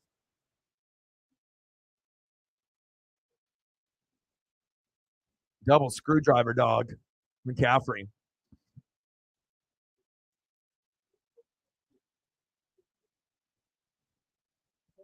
If you're not a big fan of turkey, maybe you haven't had it made right. Depending on who's made it for you. I don't know if you like ham more or turkey more or whatever, but I'll tell you what, if you end up getting someone that knows how to make it properly, it is amazing. It is just ridiculous. But again, everyone's going to have their own, taste buds and what they like and whatnot. I like stuffing a lot. I like the mashed potatoes and gravy, but I like to make sure I have a meal. The rolls, mashed potato and gravy. You know what I mean? And then I like the ham and the turkey. I like to be able to have both because I don't eat that food. I only eat it twice a year, and that's why I love it so much. I eat it on Easter and I eat it on Thanksgiving, and I never eat those things other than that time, unless it's like maybe mashed potatoes and gravy with like a steak and asparagus or something, but it's not, not the glorious meal that we have on Thanksgiving.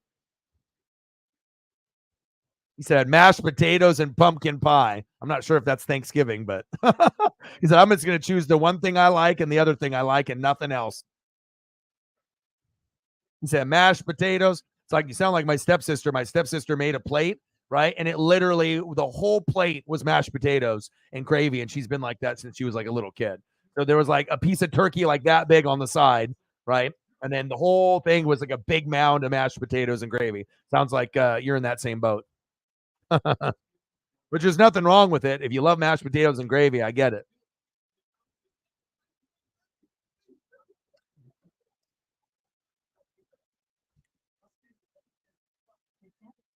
But if anyone hasn't watched Bye Bye Barry on Prime, I highly recommend watching that later tonight if you guys get bored and are looking for something to watch. Bye Bye Barry, the Barry Sanders story. Very, very good. Very, very good.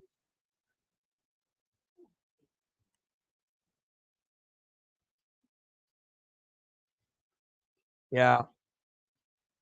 Yeah, I don't know. Like every mom and dad or family member that cooks, they're gonna have their own style, to it, and and it all depends on how you make it, air fried or in the oven. But I'll tell you what, if you end up having ham right out of the oven, or if you have turkey that's been made properly and it comes right out. I mean, it's so good, bro. Like I don't know. Everyone is different. Everyone has different methods to their madness, but macaroni salad. No, I don't think so. I mean, there's like things I guess that are considered sides that you can have, but I'm not sure if they're like the most popular. Like, I'm not sure if like potato salad and macaroni salad are considered a Thanksgiving side. That's more of like a barbecue side when you're eating like hamburgers and hot dogs during the summer. Now, if it's there, will I eat some? Yeah, probably, or like a deviled egg or something like that. But I mean, there's going to be certain things that I think that are going to be more on my priority list. Sweet potatoes, stuffing. I'm a big stuffing guy, and there's like so many ways that you can make it. Some that taste better than others and whatnot, but yeah, I could eat stuffing. That's usually the first thing that I go for. It's like boom, stuffing, then the mashed potatoes and gravy, the roll, turkey ham, a little dipping. And then I also like to not overeat and then make sure I have room for the pie. Doesn't have to have the Cool Whip, but Cool Whip is always good. Rest in peace, Madden. I'm still waiting on my check for that sack lunch that you stole from me.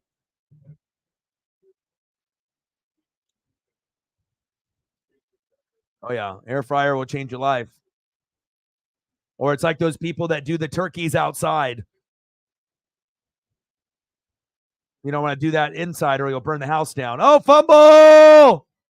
Oh, the Niners got it. Another turnover by the Hawks. You are cut. You are no longer on the team. Uh-oh. This one is over.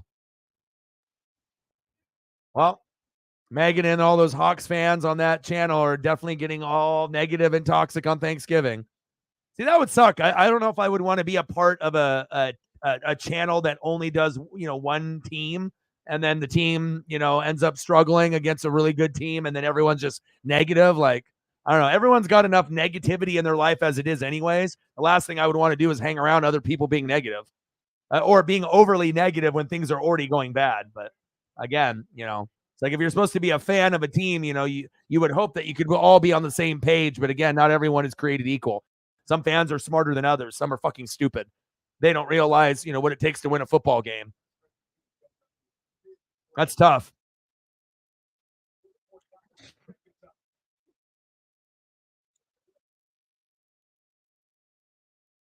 That's a good question. All year. All year.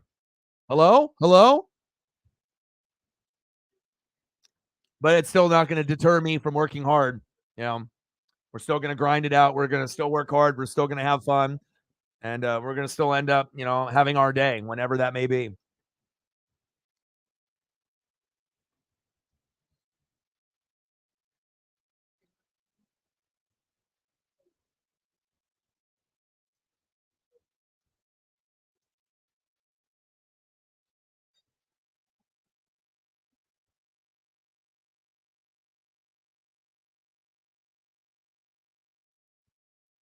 Purdy, halfback toss.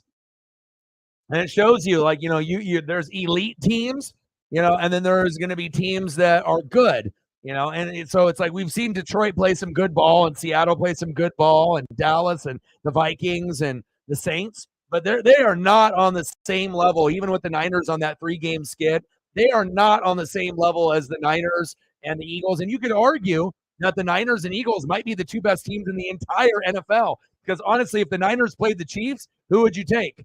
If the Niners played the Dolphins, who would you take? If the Niners played the Ravens, if the Niners played the Jags, if the Niners played the Texans, I mean, the Niners would probably beat every single team in the AFC like the Eagles probably would too. So these might be the Eagles and the Niners might be the two best teams, not only in the NFC, but overall. Because I don't believe in the Chiefs, wide receiving core. The Dolphins O line kind of is unsettling for me at times, but the defense is starting to get healthy. So I could see Miami overachieving and making the Super Bowl over Kansas City, maybe. Ravens don't have Mark Andrews. The Jags and Trevor Lawrence isn't really playing that well, and that's about the four teams that I really feel like I believe in. I like the Texans, but they're really young. So, it's like CJ Stroud's rookie year. You can't expect him to go all the way to the AFC Championship game.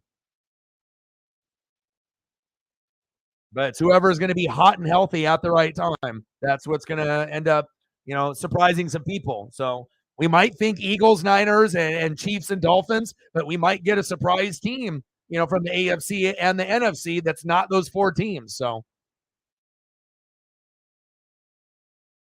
no, that's the reason why they're not going to the Super Bowl, not to get them to the Super Bowl, but that distraction is going to prevent them from going to the Super Bowl with the wide receiving core not being as good as they need to be. But the crazy thing is that even though they have wide receiver problems, you could still argue that they're better than the Dolphins, the Ravens, and the Jags. Like, you're going to have an amazing performance out of the Dolphins, Ravens, and Jags to still beat a team that can't throw the football to their wide receivers with the Chiefs. That's the reality. So, I know that we're not going to probably have the same two teams in the Super Bowl in the Chiefs and the Eagles. Statistically speaking, that's what, is supposed to not happen. Not the same two teams 2 years in a row, but there definitely is a gap. I don't like the fact that Mark Andrews is out. Sometimes Lamar plays great, but other times Lamar throws for like 125 yards. That's not good enough to win. It's one thing if he throws for 125 and scores 2 touchdowns in the air and has 2 on the ground. Then I'm like, yes, yeah, this is like, Joshua Dobbs, Justin Fields. But if you're not doing that every game, and when you're throwing low yardage, it's not like Lamar's throwing for 300-400 yards a game, So I like their defense a lot, but their offense to me is still kind of, can they actually win on the road? They can maybe win games at home, but what happens if Baltimore has to go to Kansas City? Can they actually win there? I don't know. Can Baltimore win in Miami? I don't know. Like the Mark Andrews loss is huge. And the other thing about the Niners that's going to be really concerning too against the Eagles, right? No Talanoa Hufanga. So if you don't have one of your Pro Bowl players, safeties playing for the rest of the year, that's a huge advantage for Philadelphia. The Niners are still good enough to beat 95% of the teams with who they have. But if they go against another powerhouse like the Eagles, that could be the difference between the Niners winning against the Eagles and going to the Super Bowl or possibly losing because they don't have Talanoa Hufanga. So, which not a lot of people are talking about right now either. I want Mike Evans on the Bucs for the rest of his career. But I'm saying that Mike Evans on the Chiefs, like I mentioned in previous streams, would be exactly what they need if they want to be able to get back to that swagger that they had with Tyreek. And that way there's less pressure on Kelsey, and you can get rid of some of the other scrubs that are playing wide receiver. Moody, kick is up, and it's good. I want Mike Evans to retire a Buccaneer. I haven't bought an offensive jersey for the Buccaneers in like 10 or 15 years. But if Mike Evans re-signs with the Bucs, I still want to be able to get Antoine Winfield Jr. That's my number one jersey that I would want to buy. And then if I want to buy a throwback, I would go with Mike Allstott and then Rondé Barber. But then if I was going to go with an offensive player, I would go with Mike Evans. But we'll see.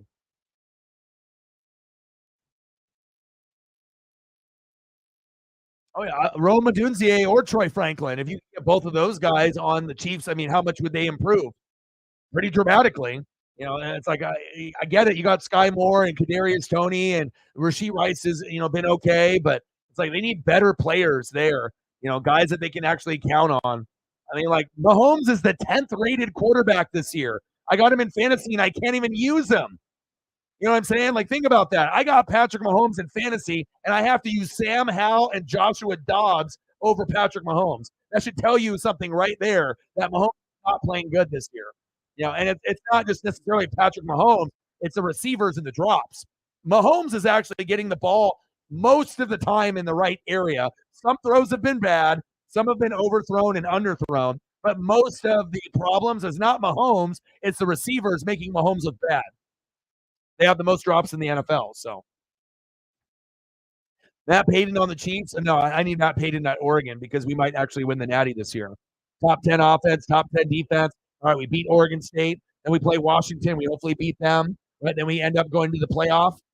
Right. And then it ends up being Georgia 1, Michigan 2, Oregon 3, Ohio State drops down to 4. And those are going to be the 4 teams. Right. And then hopefully we can end up playing Michigan, beat them, then play Georgia, Natty, boom shakalaka. We celebrate, and it would be the most amazing thing in my life. So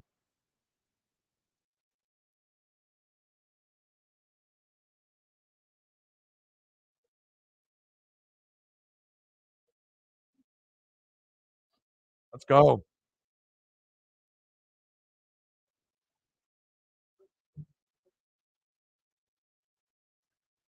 24-3. I wish I could say that I assumed that the game would be closer, but this is kind of what I thought was going to happen. The same thing that happened with the Commanders, with the Cowboys. I figured, even though they're at home, that something like this would happen. When you play one of the best teams in the NFL, right? You know what I'm saying? Like, things are not going to go smoothly like you're playing against the Chargers every week and you're able to put up 30, 40 points and the Chargers defense bootios. Like, you're literally going against one of the top 2 teams overall with the Eagles. It's going to be very difficult to beat them unless the Niners are injured.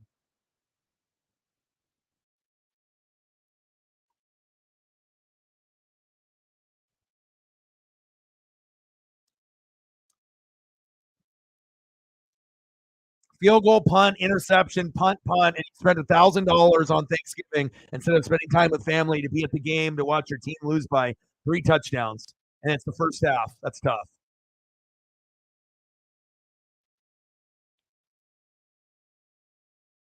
But I guess some, Hawk fans were probably delusional, thinking they actually were going to win this game. Or others that just had money and they just had money to blow and they said fuck it. But like, at least we got one upset today with the Packers beating the Lions, but that was the only one that we got. The other 2 on paper were pretty clear. The way that the Niners and Cowboys have been playing, they weren't going to lose, regardless if they were at home or on the road. Nice catch by Fant.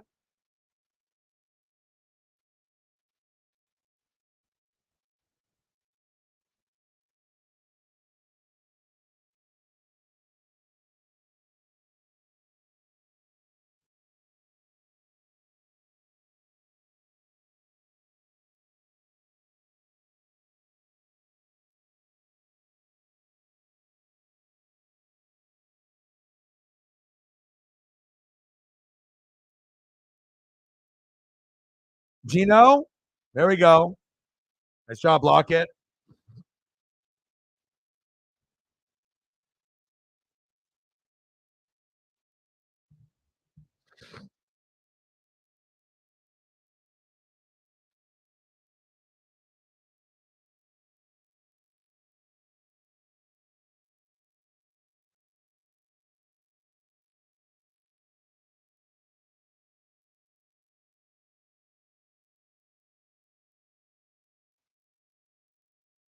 First down, Hawks through the chains.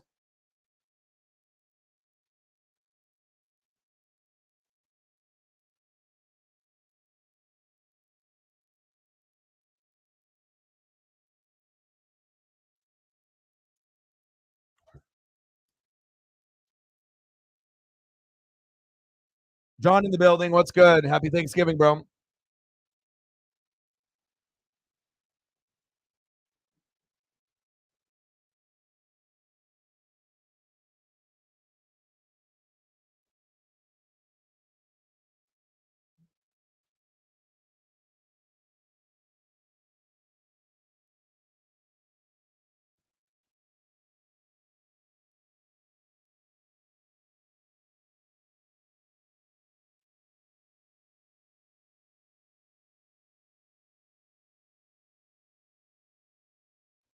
Best offensive line in the country, Georgia Bulldogs, Oregon Ducks. Top 10 offense, top 10 defense, Georgia Bulldogs, Oregon Ducks.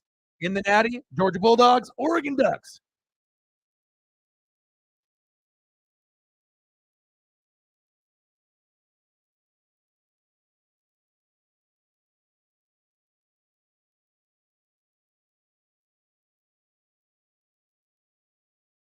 Wow, this is crazy. Entering today, NFL teams were a combined 57 and 0 over the last 25 regular seasons when having a game with 100 plus rushing yards, 250 plus passing yards, 35 minutes of time of possession, no more than 25 penalty yards, and no more than one turnover. Teams were 57 and 0 if they hit all those categories. Field goal is no good. And the story of Jason Myers continues. Wah, wah. The Commanders did all that today, and they lost by 35. That is wild.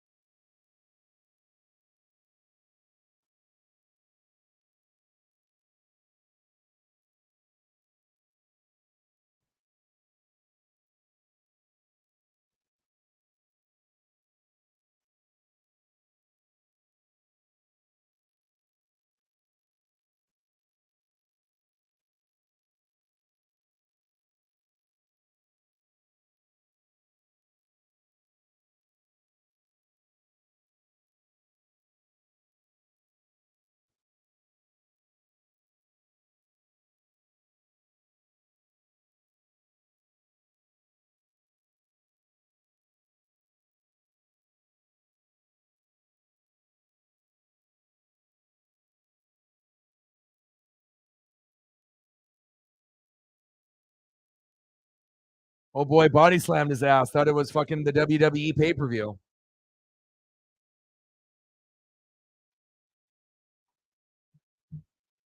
We got a close game here, folks. 24-3. Bang, bang, Niner gang.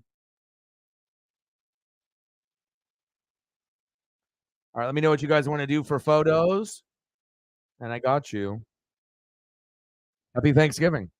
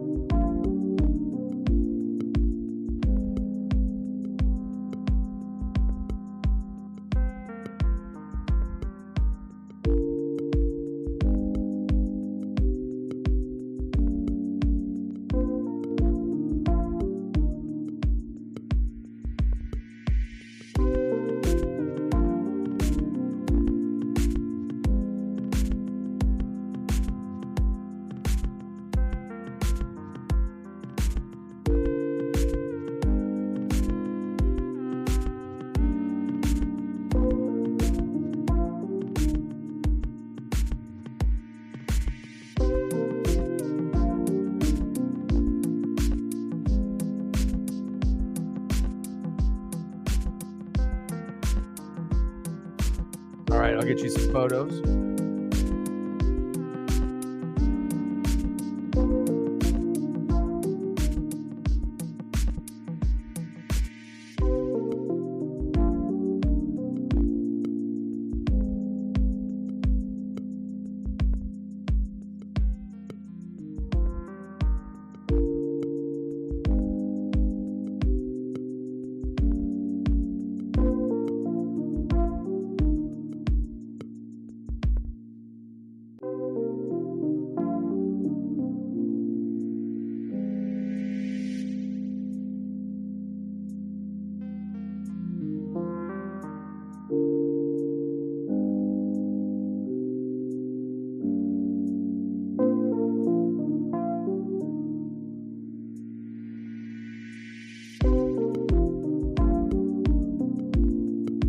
Definitely be interesting to see where he falls.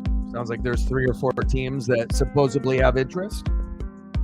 You would assume it'll be a contender, like a Eagles or Cowboys type of team, Niners, someone that can add more depth to try to make sure that they go to the Super Bowl.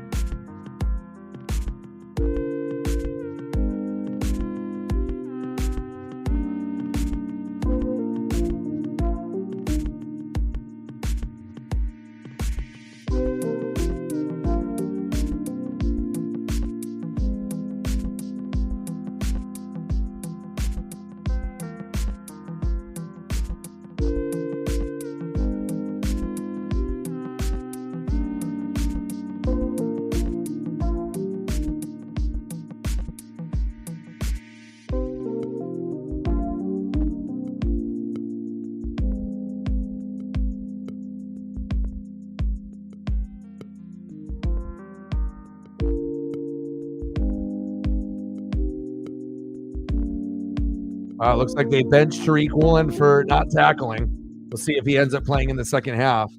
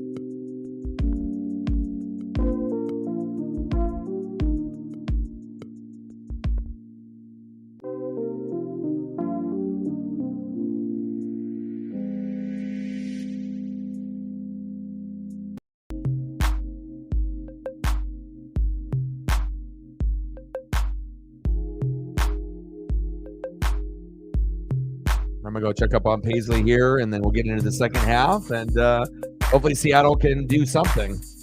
Man, we want to make sure we have at least more than one quality game on Thanksgiving, but it looks like that's all we're going to get. We're going to get one quality game and 2 blowouts, unfortunately.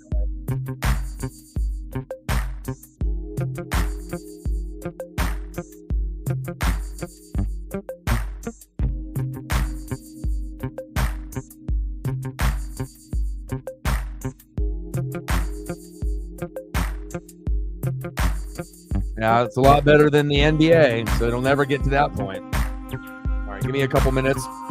See what Paisley's doing if she's sleeping, and then we'll grind it out here for the second half. Hopefully, we'll get some goats to come in here and say hello and show some love, and we'll go from there.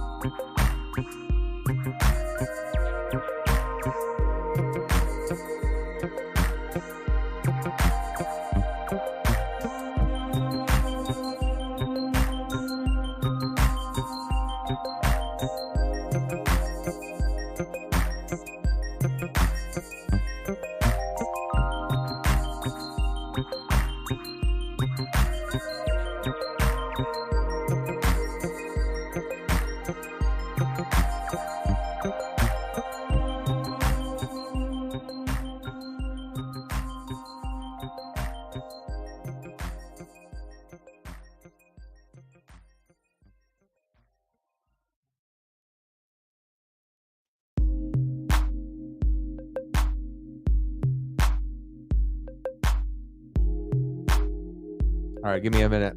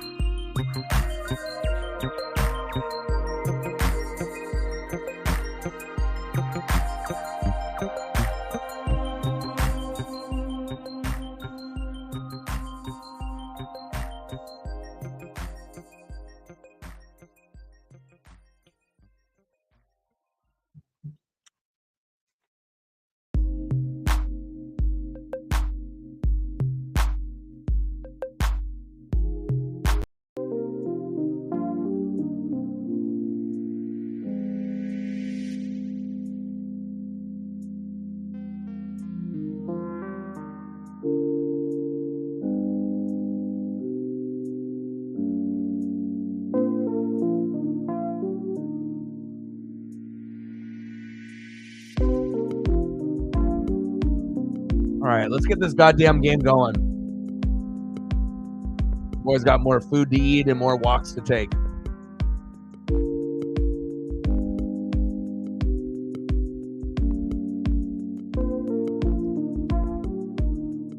Paisley's great, snugging like a bug, throwing daddy all kinds of kisses and love. I mean, if you got a mental health problem, get yourself a dog, but only if you can take care of it. The rewards are crazy.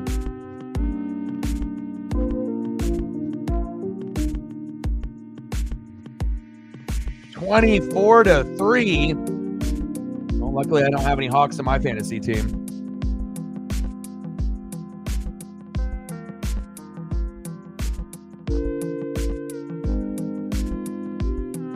How's the weather where everyone is at right now?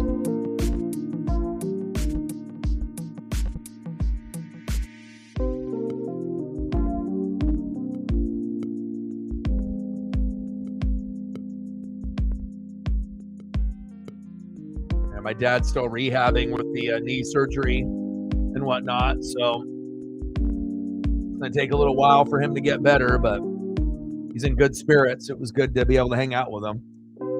I don't get to see him too often, so. All right, here we go. God damn, 84. Hey, you living your best life. All right, let's go. Finally.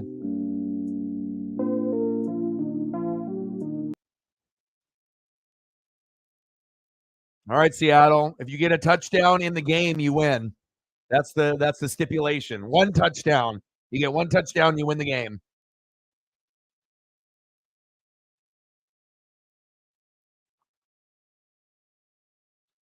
Yeah, my dad's got like a little, walking cane thing that he doesn't have to use it, but just for kind of like balance and stuff. And he's got like this like crazy ice pack that is like plugged into a machine that helps out with his leg and whatnot. And I saw the stitches and everything that he has. I mean, it's a significant one. Like where you see the bandages and the stitches, it's not just like 1 inch; it's like 8 inches, on his leg. So they did some major surgery on his leg. So.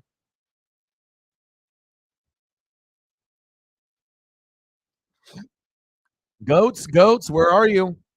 Thanksgiving. Come say hello to your boy.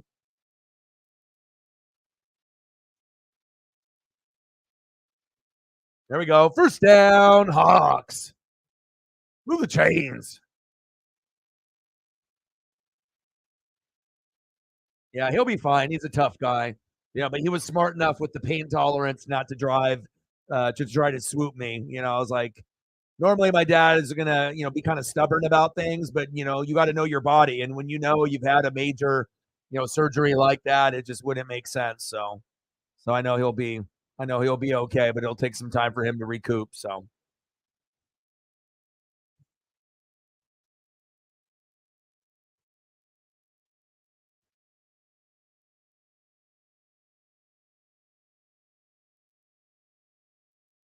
shotgun set.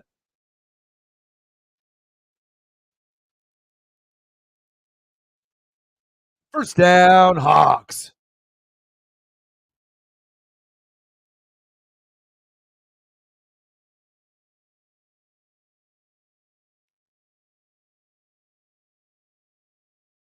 Shotgun set. Gino going long, going deep, tipped incomplete.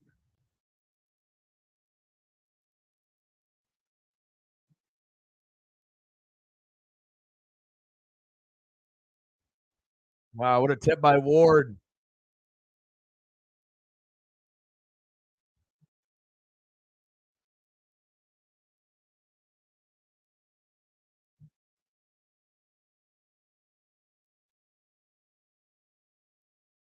Shotgun set. Smith. Good tackle.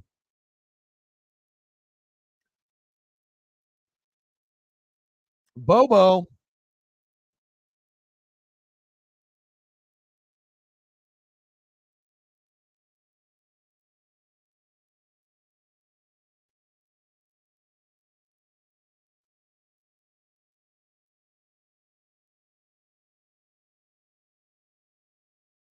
3rd down and 4.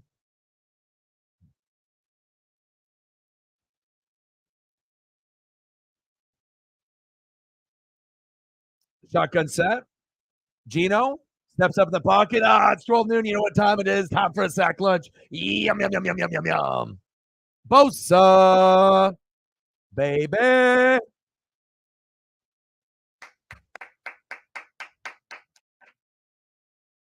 That's tough.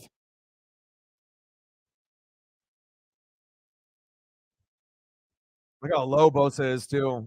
That explosiveness. You ain't stopping that. 12 noon. You know what time it is? Time for a sack lunch. Yum, yum, yum, yum, yum. Bosa bomb.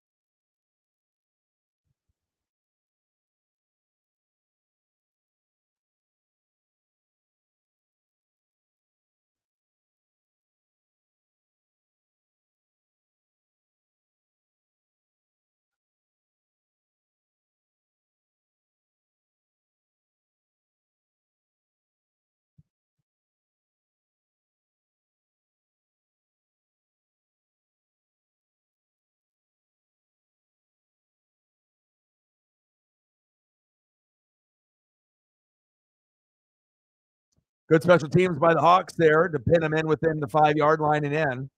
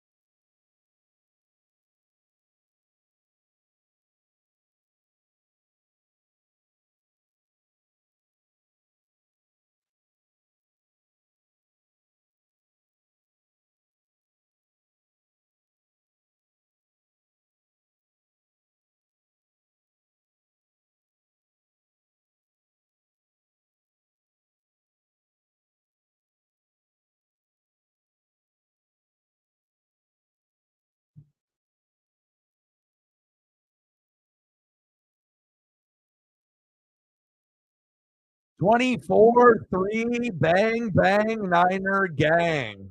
Seattle needs a turnover, a pick, a fumble, some kind of sack lunch, a Charles Peanut Tillman punch-out. I mean, they need anything. 3 points? Come on now. At home? Incomplete.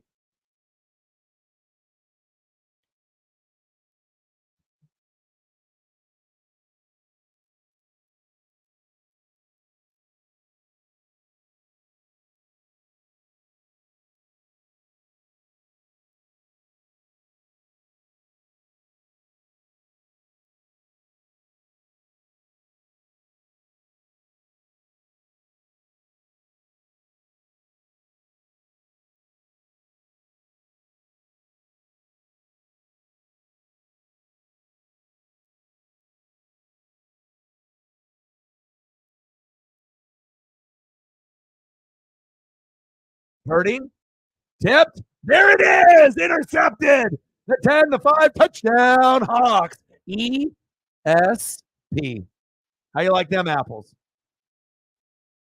I love it. I say it, it happens. Yes, sports gods are like, you know what? He's right. Let's do it. Implement the tipped interception for a touchdown. There you go, oh doggy dog. Are you actually entertained now? There it is. ESP strikes again. You say it, and then it happens. Nice job, Seahawks. Not only to get the pick, but to be able to run it back. Nice job. Nice job, Brooks. Now we actually have a game that's kind of entertaining. Extra point is up, and it's good. Now, if they can get a special teams touchdown on top of that, then we have a whole new ball game. If we can get it's one thing to get a pick six or a fumble for a touchdown, but if you can get a punt return or a kick return for a touchdown on top of your offense, if you can at least get an offensive touchdown, then we're going to talk about something. But you're still down by 14.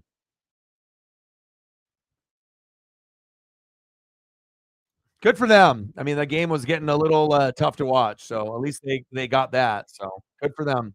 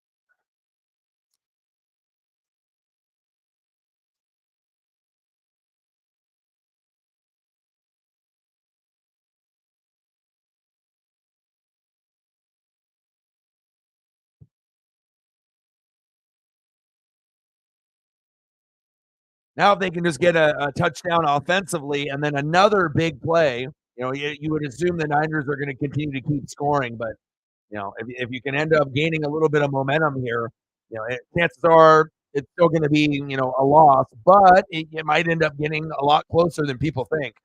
One offensive touchdown to DK or like Lockett, and then if they can get like a punt return or a kick return for a touchdown, I'm not sure if they'll have another opportunity for another pick six or another fumble, that they could turn into a touchdown or something of that nature since they already got one pick six. It's not like the Seahawks have their own plan, but you never know. I mean, we still got plenty of time left, 11 minutes left in the third quarter, down by 14. A hell of a lot better than being down 21.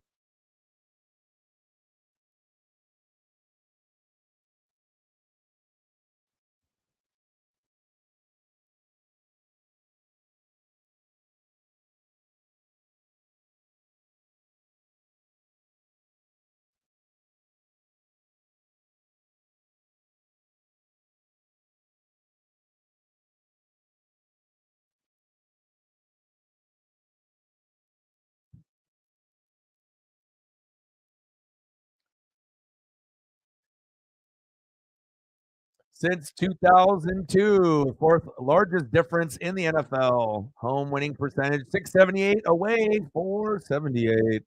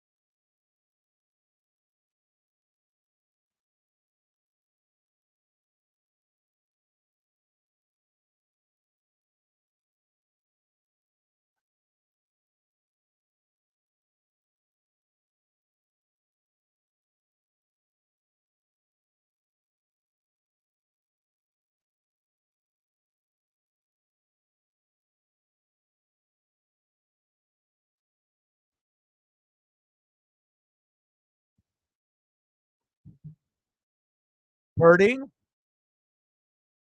little screen pass.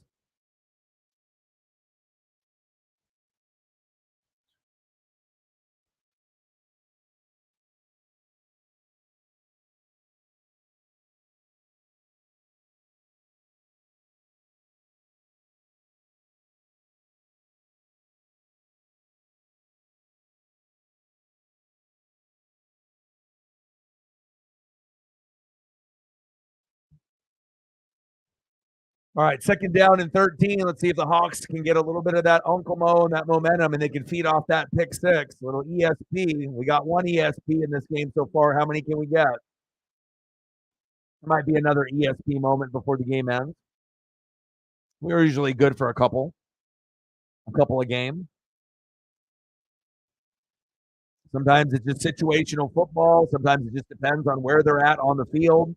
And also it's desperation. Sometimes, they need a play like that to get back in the game. And sometimes that, particular play will present itself. And then you just have to make sure you catch the pick and then run it into the end zone, which you did. So still a little embarrassing getting down by this much at home. But again, 24-10 is a hell of a lot better than 24-3. One good play here, one big stop, then it could be 24-17, and then we really got a ball game. Floater, incomplete, no good. No flags. There we go. There we go. Finally, a little bit of energy out of the Seattle crowd.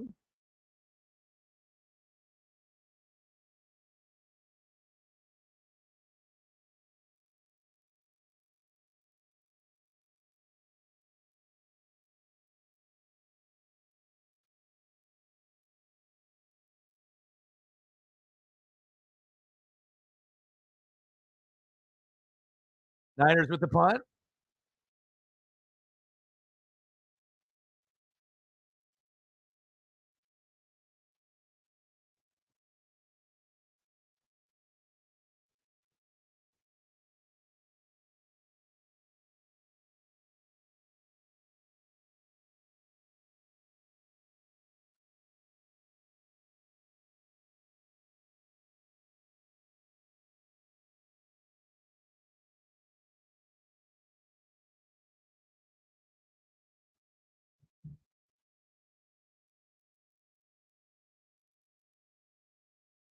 $93 to go.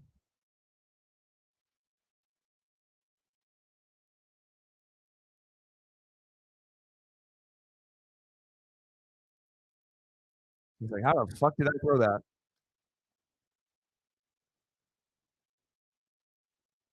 why you're better off running the football when you're that close, especially if you have a McCaffrey. If you have a shitty running back, then running it at your 1, 2, 3, 4 yard line, you could get a safety. But if you got McCaffrey, you might as well just run the ball with him and let him get out of that area once you get to like the 10-yard line and then moving away from your own end zone. Then if you want to throw it up, but sometimes with the way the game flow is, you can kind of feel plays about to happen before they happen. At least I can sometimes,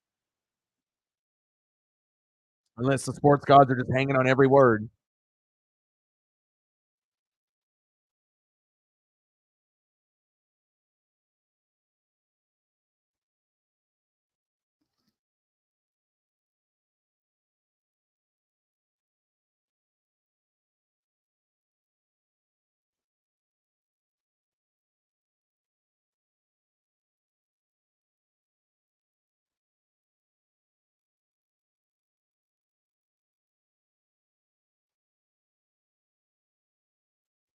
Now, how long are they going to talk about this play?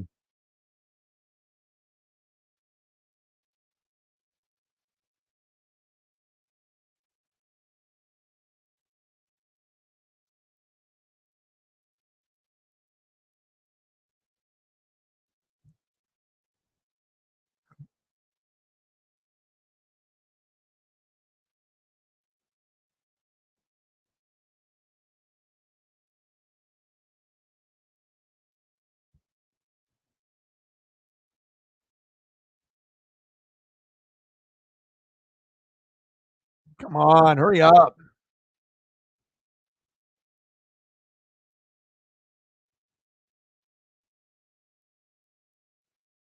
All right, first down and 10.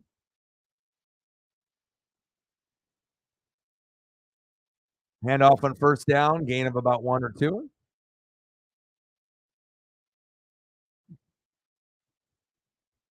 Impossible to win for Seattle without Kenneth Walker III in the lineup, especially if you're playing a top 2 team in the NFL with the Eagles, or one of the top teams. Definitely the top 2 in the NFC. What happened to my hands? Come on, DK.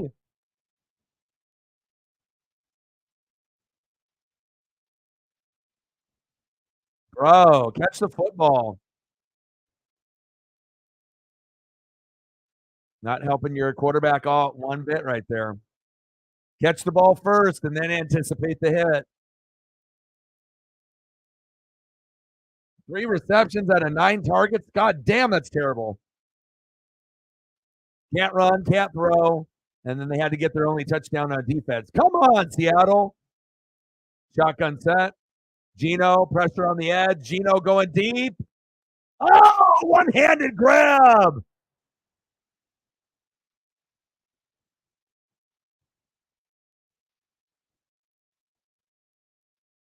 Look at this catch. One-handed. Oh, BJ. First down, Hawks. There we go. That's what I'm talking about. That was sweet. One of the best catches of the year.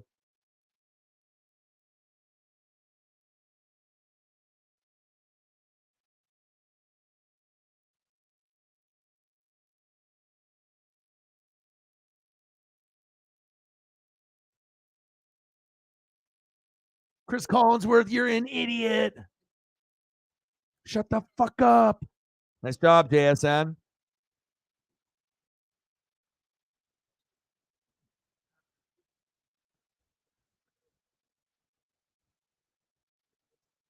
I wonder if he'll ever be in professional wrestling ever again. Like what promotion that he'll work for if someone will hire him.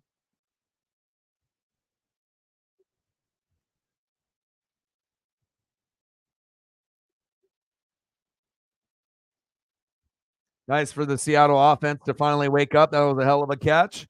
Got a tipped interception for 6. Momentum has shifted. Let's see if they can keep the momentum going. Uncle Mo is a motherfucker. Man in motion. I would like to see some Jake Bobo. Nice block. JSN again. Armstead fucking's like, sit down. Let me get you. He's like, get over here. Grabbed him by the head, plopped him down. He's like, you're not going nowhere.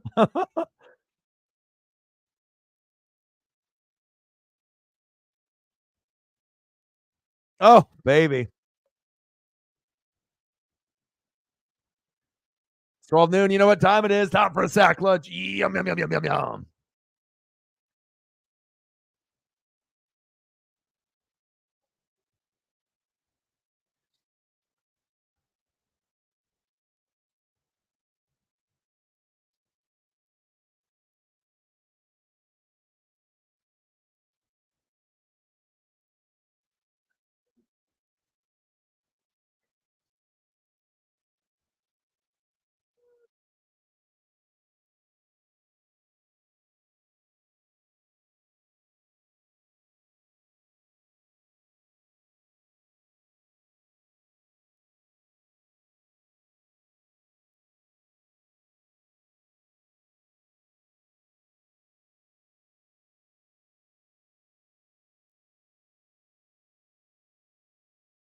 How's it going, LG?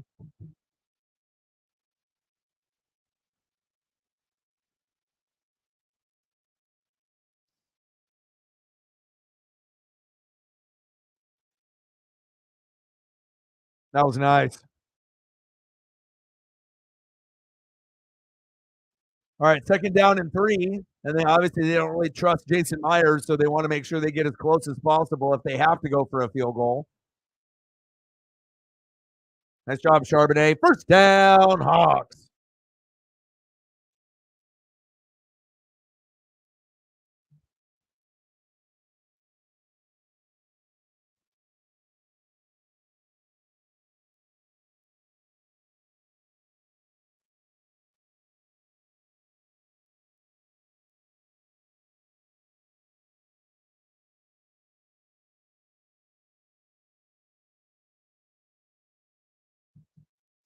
Play action fake. Go, baby, go. There we go. Safe. First down, Hawks. Move the chains.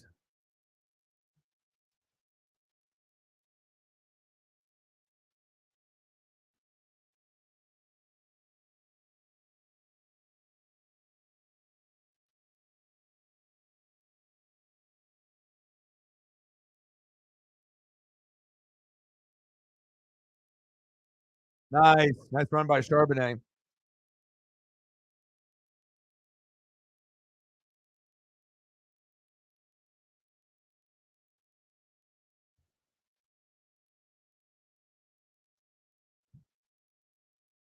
Ward with an injury. Was it cramp? Looks like a cramp.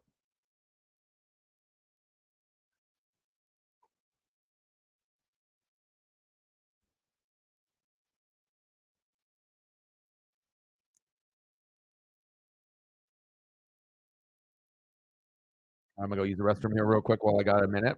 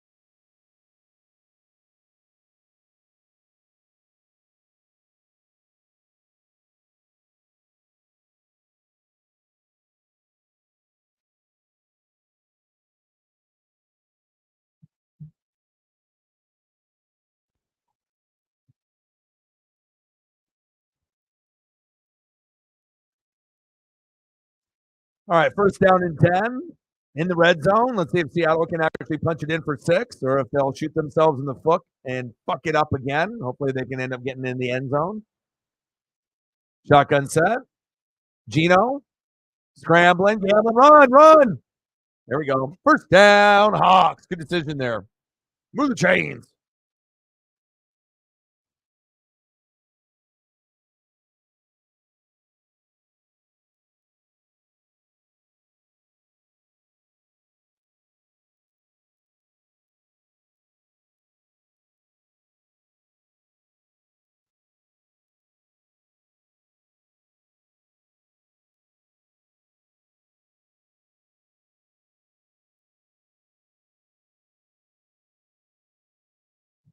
Charbonnet bouncing it out to the outside. Gain of a couple.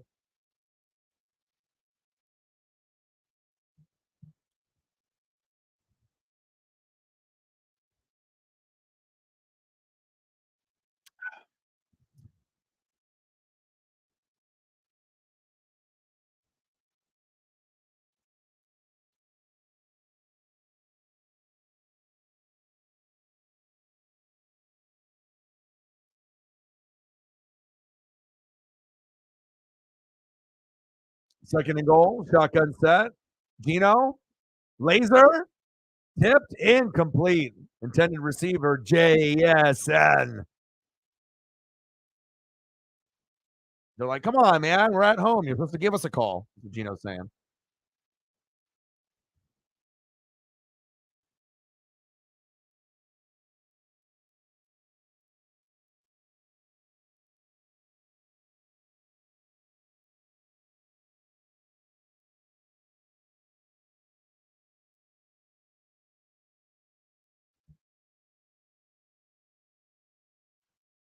Third and goal. Shotgun set. Gino steps up in the pocket. Pressure. It's 12 noon. You know what time it is. Time for a sack lunch. Yum, yum, yum, yum, yum, yum. Good defense there by the Bang Bang Niner gang.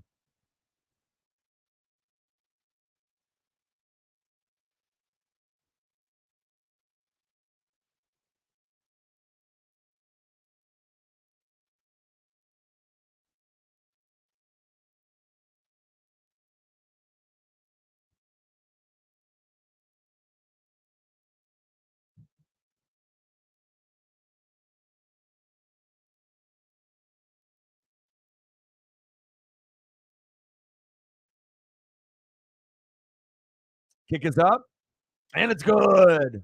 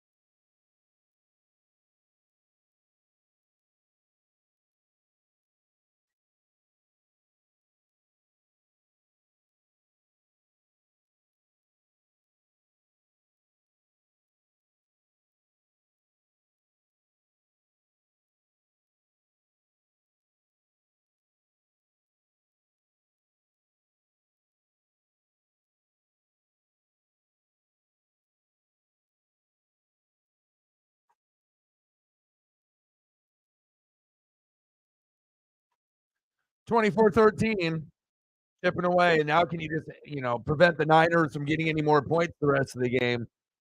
And obviously they'll be exploiting some of the weaknesses. We'll see how things kind of play out here in the third quarter. Ali, 45-10 Cowboys. That's disgusting.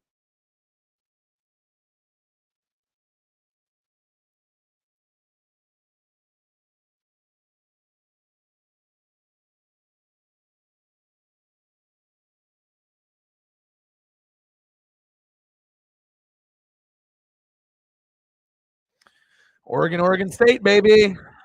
Can't wait. Tomorrow.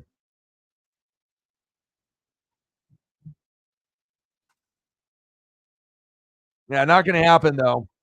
It's one thing if you like the Dallas Stars, that team could actually win a Stanley Cup. But with the Cowboys, the way that they sit, right? And this is just a non-biased opinion. They can beat up on the shitty teams all day long and be great, right? But when they play good teams, they fold. And they can't win in the playoffs either. So it's like it's good, but we've seen this story repeated for the last 20 years. It's like really, really good during the regular season most of the time, somewhere between typically 10 to 13 wins. If it's an off year, it's like 8 or 9, right? They get to the playoffs, they go to the first round, and then they lose. It sucks, but that's just the fucking reality. There needs to be major changes with Jerry Jones and obviously McCarthy if they want to actually win a game in the playoffs and then get past the first round. And at some point they will, but we've been waiting for fucking 20 years for them to do it. So hopefully they do it at some point. I don't know if it'll be this year, next year, the following year, but I just need to be able to see Dallas beat a good team. Beating up shitty teams. I mean, they're awesome at it. They're one of the best in the NFL of beating up shitty teams. You know what I mean? But everything, with play calling and discipline, goes out the window once the playoffs hit. Shooting yourself in the foot with false starts, pass interference, illegal motion, stupid picks, stupid fumbles, stupid decision making, and hopefully at one point that they will be able to win a game or two. I wouldn't mind seeing Dallas in an NFC Championship game or deeper in the playoffs. I think it would be exciting, but you just can't do the same thing over and over and over again and expect different results. You've heard that common saying, and that's pretty much what Dallas does. I mean, yeah, they'll get rid of a coordinator. They're like, oh, it's Kellen Moore's fault. Yeah, do we really think that it's Kellen Moore's fault that they weren't able to win a game? But we'll see. But they look very good today, though.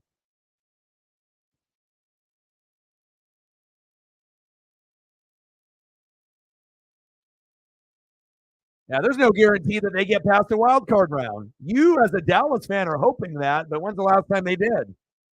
They could even have home field advantage. So just because, there's always going to be recency bias, bro. If you're a Cowboy fan, you know what I mean? You're going to think that they're the best thing since fucking sliced bread and shit don't stink. But real NFL fans that aren't Dallas fans that watch every game they play, we know this story. You know what I mean? If your team was really like legit, Tony Pollard wouldn't have a rushing touchdown in week 1, and then it wouldn't take him 10 weeks to get another one. You know what I'm saying? They're not using the players effectively. Now, CeeDee Lamb is having an amazing season, and you could argue he's a top 5 receiver this year, right? And Dak is beating up on the shitty teams. But let's see us, with Dak going against the Eagles, against the Niners. Do you actually think you can win against those teams? And the answer is fuck no. If you're playing against the Saints, the Seahawks, the Lions, the Vikings, yeah, you might be able to win one of those, but you ain't winning against the fucking Eagles or Niners. Not a chance in hell. But hopefully they end up firing McCarthy and you can get a proper head coach. And if you get a proper head coach like a Sean Payton with, a Dan Quinn, then maybe you could do something. But the way that the team sits right now, yeah, they look great against Washington, but Washington's a shitty team. So keep that in mind too. It's a nice win, but it's not like you beat the Eagles or Niners 45-10. If you did, then that would be something. So, a good win today, but let's see you win in the playoffs. Let's see you actually win a game, maybe 2. Let's see you, actually do something. It's like you don't want to be known as like the best regular season team in football like the Chargers and then just nut up in the playoffs every single year. And that's not me being an asshole. That's just me being real. I want to see them do well. I want to see them advance. They hung on to Zeke for 2 years too long. Amari Cooper leaving was okay because you have CeeDee Lamb, but lots of mental errors on that team. And there's certain pieces that are great. Bland with the 5 pick sixes, awesome. Micah Parsons is awesome, but it's more than just a couple guys. But if there were a year that Dallas might be able to win a game, maybe one, maybe it's this year. Lions defense looks like shit. If the Hawks don't have Kenneth Walker III, they're beatable, right? The Vikings, we'll see where they look on defense. Dobbs is exciting. Jay Jetta will be coming back, but we don't know how good they're going to be, right? So, I mean, we will see. Playoff football is completely different than regular season football, too. Nice hit.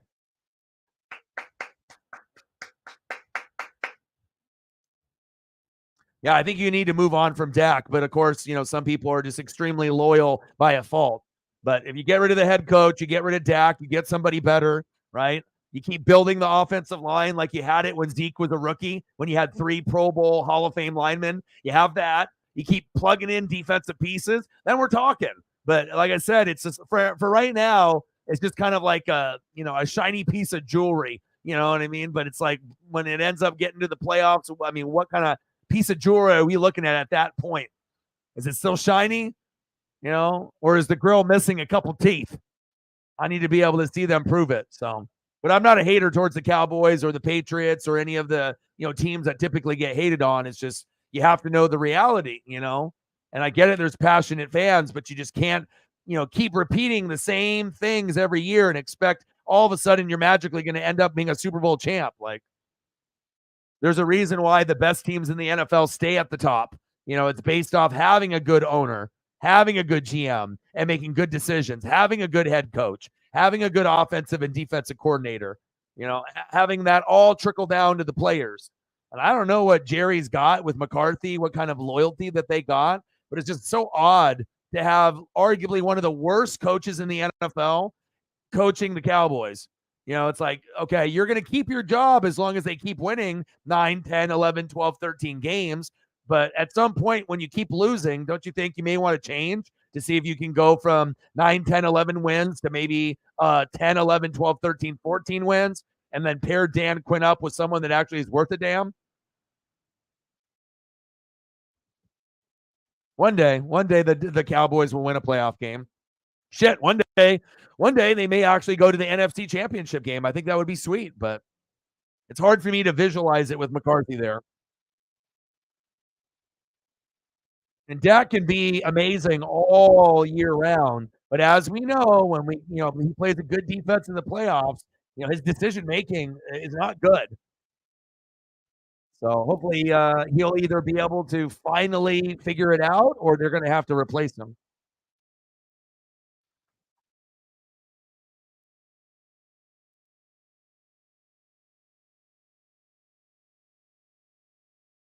Well, that's good. Nobody wants to be homeless. No one wants to, have to look for somewhere to live.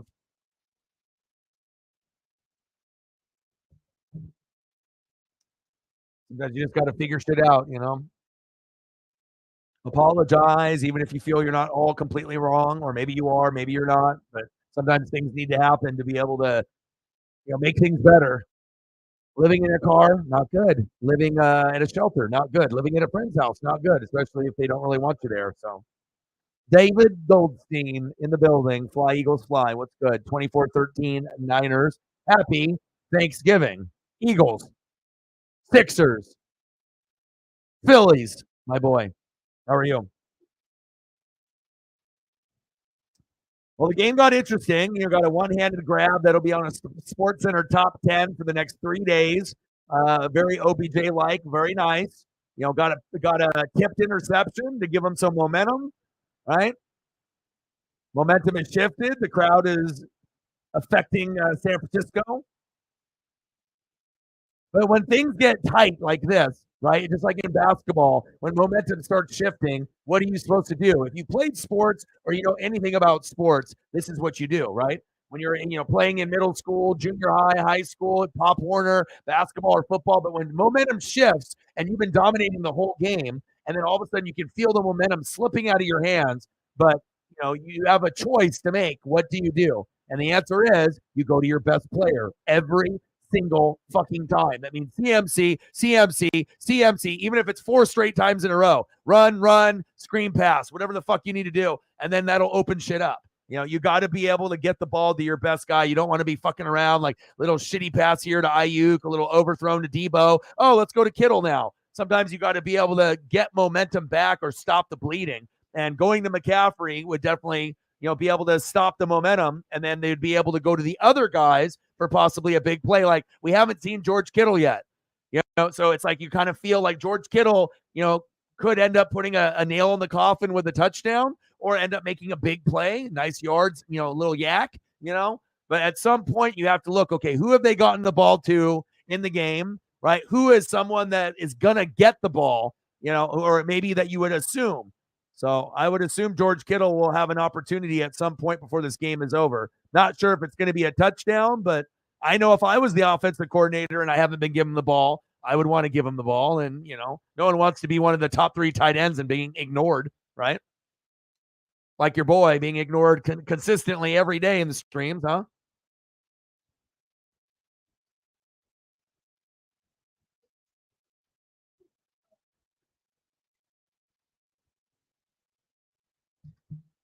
$93 to go.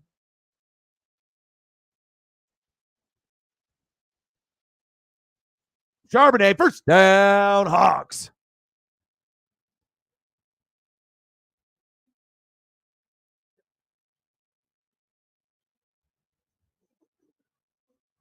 At least the game got interesting because I was going to say if it ended up being 24-3, 31-3, 38-10, or 6, I'm like, at least it got somewhat interesting. There's Lockett. Tyler, get to the door and Lockett. Almost a first down.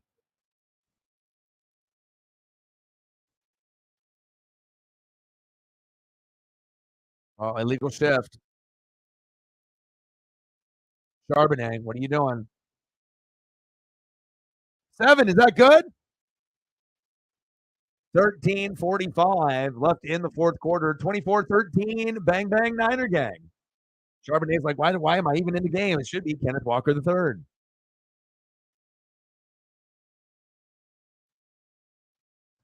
Second down and 15. Can't shoot yourself in the foot. I have no idea what that was. That was terrible. Randy Gregory. You know when Randy Gregory is making plays, you're fucked. Like the least likely guy to make a play. Oh, Randy Gregory. Here you go.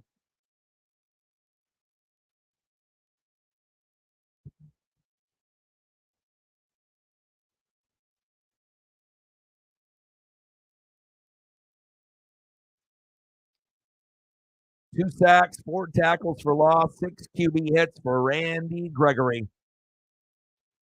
Got better stat line in the UFC. Nice catch. There we go.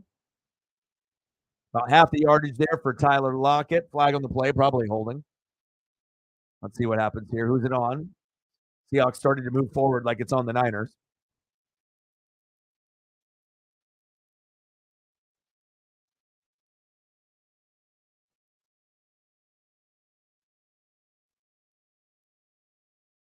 Third down and 8.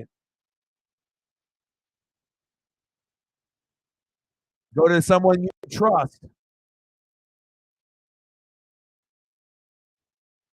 San Fran showing blitz, shotgun set. They bring 6. There he is. 12 noon. You know what time it is? Time for a sack lunch. Yum, yum, yum, yum, yum. I mean, if you see them bringing 6, you probably should throw it away very, very quickly. And now he's injured. Injured dog. Limp dog. Not happy dog. I mean, they just added Chase Young, and they already had one of the best D lines in the fucking world. And then you bring in a fucking number 1 pick that was not utilized properly, had a little bit of an injury. But, you know, that's what happens. You get these, like, really, really, really good players that get drafted by a dog shit team, and then there's an injury, or maybe he doesn't fully pan out all the way. And then all of a sudden, here comes a contender, one of the best in the world, and they'll be like, yeah, we'll scoop you up for cheap. You know, we already know that you're amazing. Oh, fumble. Coughed it up. And then Chase might end up being the reason that they go to the Super Bowl or, you know, get to the NFC Championship game. Ridiculous. Going from the Redskins to the Niners. Thank you. I mean, you couldn't ask for a better Christmas present. They're going from the Redskins, the Commanders, when you know you're not going to win shit. At least they got rid of Dan Snyder, so now the franchise can move in a positive direction, right? And then you go to the Niners.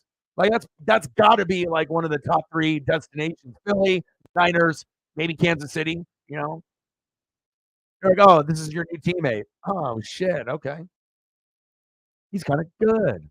I think I've heard of him. Yeah, Armstead's a beast too. It's like DeForest Buckner, go Ducks. You know, Kayvon Thibodeau. Like we like, you know, before it was like we had nobody on defense that was good, and then we had like Haloti Ngata, who's probably like my favorite, and I was like, ooh, like this like Warren Sapp 3 or 4.0. He ain't Warren Sapp, but he's like special. Anytime you get like Pacific Islanders, Samoan, you know, and it like panned out. Like I knew he was going to go to the NFL and he'd have a good chance to win a Super Bowl if he got a good enough team. And thank God he did with Ray Lewis and Ed Reed. But you know, like Armstead, Buckner, Thibodeau, like you know, we're starting to like create names that are like okay, like they're actually above average and like good players. Like I don't think there's anyone that could say, oh, Armstead's garbage or Buckner's garbage or Kayvon is Thibodeau is garbage. They're not. You know, it's like you would assume each guy can get you on a low end, maybe 5 to 7 sacks, but as high as 15 to 20 if everything goes right.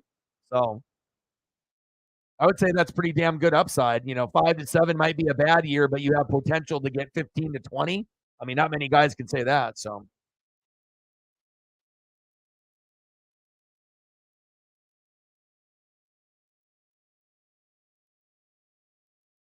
oh man, I can't wait for the Duck game tomorrow. All right, what am I waking up early for tomorrow? Going to take Paisley for an early walk, and then what am I watching? Am I TCU and Oklahoma, Iowa, Nebraska? I'll watch a little bit of that for you, Sarah, just because I know you're an Iowa fan, and I'll watch, I guess, a little bit of that Oklahoma, and then And then I guess I'll be watching the NFL game. And then hopefully my Dolphins D gets a shitload of points on that Jets O. I better be seeing a 10 to 15 in fantasy, baby.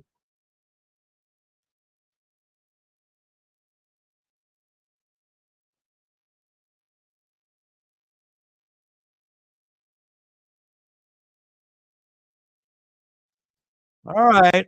24-13 Niners. When things are getting a little bit shaky and you don't really know what to do, the answer to the question is you go to your best player. Basketball, baseball, football, volleyball, ping pong, bowling. I don't give a fuck, right? So I would go to McCaffrey and go to McCaffrey heavy, have him bleed the clock, and chances are he's not going to just get 1 yard like some of these other shitty running backs in the NFL. Shitty yard gainage for him is like 4. There we go. Debo, good yardage there, good play call. No, I wouldn't waste my time with Iowa because, like, if I know that you are a fan of a team, I like to be able to keep up, and maybe I'll see an NFL player, sprinkled in there somewhere. I know one got hurt, the one that Tampa was looking at in that mock draft, but Cooper. But I like to scout. I mean, my favorite thing to do is to read, which most people hate to read. I love it, and I like to watch film. So it's like I'm one of those guys that could be working for a college program like the Ducks or an NFL team and work in the film room. Like that's what I do. Like I could sit there and watch film with like the NFL or college players all day. Like I like to read and go over that. I mean, I wouldn't be able to get the ESP and know as much as I know if I was not doing those things.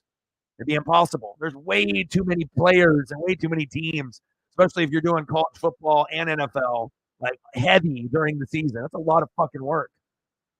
It's like spending time with Paisley and I'm also reading at the same time. It's like scratching her back. She's playing with like a raccoon toy, and I got to be reading some depth charts or going on the fantasy app or looking at bets and odds and turf and grass night and day and trying to win people money. Your boy needs to get that love and appreciation back. If I'm helping people win money and I'm taking care of people, I got to take care of me.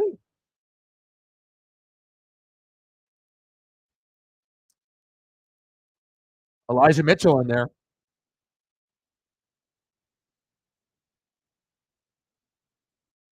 Defense. Who's that? So Cooper was one of the best players. Was he the best player on the team and he got hurt and he's out for the year now, right?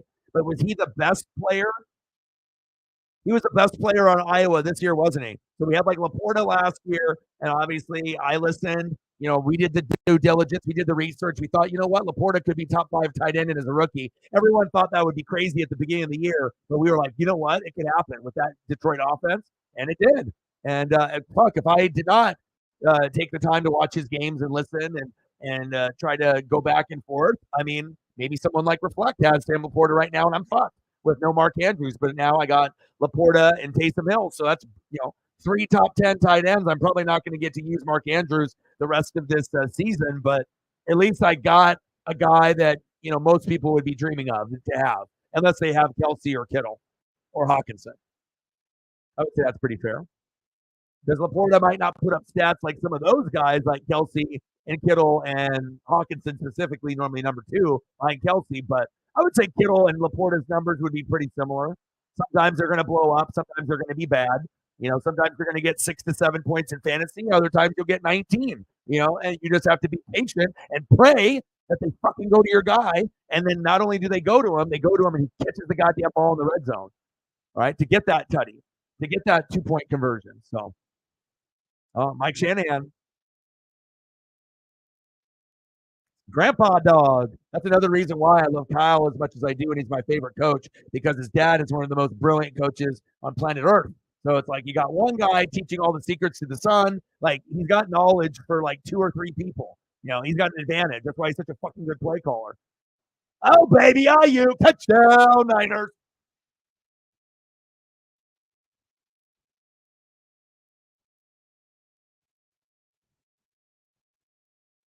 And it's over.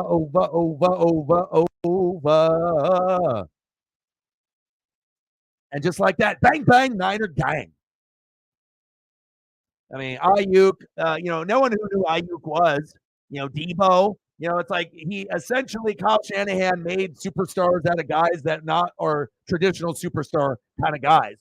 Do you really think Ayuk and Debo would be as good as of players as they are if they were somewhere else, not on the Niners? Or would they just blend into the league and they're just guys? Brandon Ayuk, yeah, that guy on Cleveland. Oh, the Debo, the guy on the Jets. But it's like, what are they? Like wide receiver twos? We acknowledge them, but we're not like, oh my God, they're so good. It shows you like Kittle's got the natural talent to make it anywhere, but Shanahan has developed all the running backs and made every wide receiver look a hell of a lot better than they would be if they were somewhere else. That's what you get. Same thing with Sean McVay making Puka amazing. It's like you got to give an opportunity for a guy to become a thing, but you have to have trust and you have to believe in the guy that Cooper Kupp is down. And I got Tutu Atwell, and I kind of like him as McVay, but this Puka guy, I like him. I drafted him. I know we're not going to be very good. Fuck it. I'm going to go heavy, 12 targets a game. Hopefully he catches 10, and then we turn something into nothing, and it ends up going, and that's exactly what happened. But how many coaches are smart enough to recognize that situation instead of just, evenly distributing it to like 5 different receivers? He's like, no, I'm going to fucking go heavy, and he turned Puka into a fucking name. So I like that. When you got a coach that's that fucking smart, that they know what they got. And then, would Puka be anything anywhere? Probably not, because he wouldn't be getting the amount of targets. But I like that level of trust. And you can definitely tell who the smart coaches are and then the passionate, right? Dan Campbell, the most passionate coach. Love him, right? Passion is just infectious. And then you got the smart guys, and the Kyle Shanahan at the top, Sean McVay, Mike McDaniel. Intelligent dogs. Like really intelligent. Like I don't think people really fully realize. Like I feel I'm pretty smart, overall. Like I don't feel that like I have to be as much as like nerd book smart at college or high school. I got the street smarts, I got the book smarts, and I feel like with all the reading and film, like overall. But some of the terminology, even for someone that is a fanatic and goes deep, deep, deep, deep, deep, played sports but doesn't know everything, but is always learning every day. Like some of the terminology that these guys use is fucking insane. Like me being a Bucks fan, I already had it with Gruden. Like they'd have the behind the scenes footage if you've seen videos of Tampa or Gruden calling plays, like when we had Brad Johnson and when he was doing it with Randall Cunningham. But like Gruden would literally make one play like 30 words. Think about how smart you have to be able to read off something that's 20 to 30 words, which is pretty much the play, the 2 audibles that are in the play, and then every X and Y is the wide receiver route that you're explaining, and sometimes there'd be an audible in their play as well. How the hell are you supposed to remember 25 to 30 words, and then that's just one fucking play and maybe an audible? Like, I don't think people really process. They think football players are idiots. Like, there's some football players that are like, like you got Dobbs who could do NASA, and that's not going to be common, but some of these guys are just so happen to be super smart, but they're an athlete. And then you just get guys that are dumb and they're just athletes. There's a difference. But I'm telling you, man, like even the brightest people on this earth would have a tough time with some of these guys. But if you can understand it and you're good enough, Brad Johnson, God bless his heart. If Brad Johnson was a dum dum, I would have been fucked. There's no Super Bowl for me. And I know he got frustrated, but I knew he respected, and Gruden had a connection, with Brad. Just like Rich Gannon being a journeyman for the Raiders. Sometimes you got to find that right team in that right situation. Otherwise, Brad Johnson's just Brad Johnson, just a dude. But he was amazing for us when we went on our run. Get rid of it. Nice flip. I mean, anybody that can go for like 22 touchdowns and like 6 picks and not be a good quarterback normally, like we're talking about normally going to be ranked like there's 32 quarterbacks, maybe he's like 18th or something. Like, it's very rare to have a guy that is ranked mid or, below that.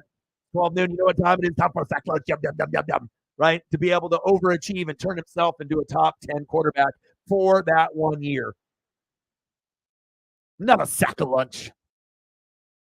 I can remember some, but the terminology, obviously, the spider 2Y banana, and you can go through a bit, but like I used to watch the videos and see if I could memorize the stuff and the wordage. And even for me, it's complicated.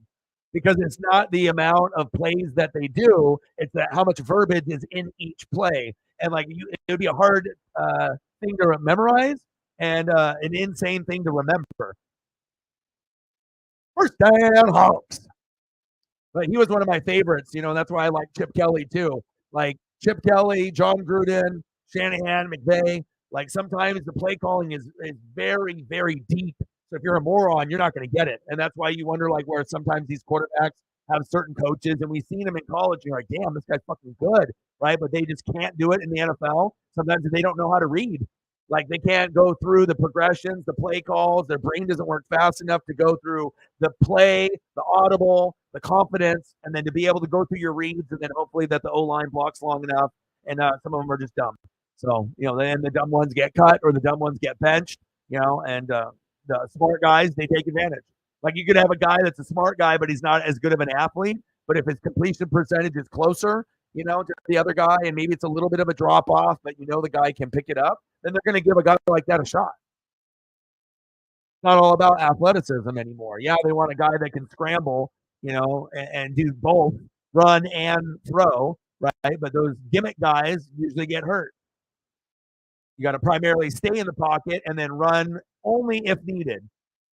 And then if you're one of the top two rushers, then you can have design plays for you if you're like Justin Fields or Joshua Dobbs. Create a play for a guy like that. Boom shakalaka. Give me some fantasy points, motherfucker. Right? So that's why I pick players like that. I look for shit like that. Give me an advantage. Oh, Taysom Hill can run, he can throw, and he can catch. Yeah, I'll put him on my bench. I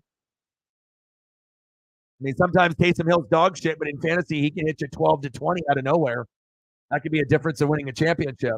But then you'd have to be ballsy and bench a Laporta. Would I really be ballsy enough to bench Laporta for Taysom? I better be right. If I'm not, then bye-bye. 31-13 Niners. Gino steps up in the pocket, looking like a green highlighter, whisking it down the sideline, close to the first down marker.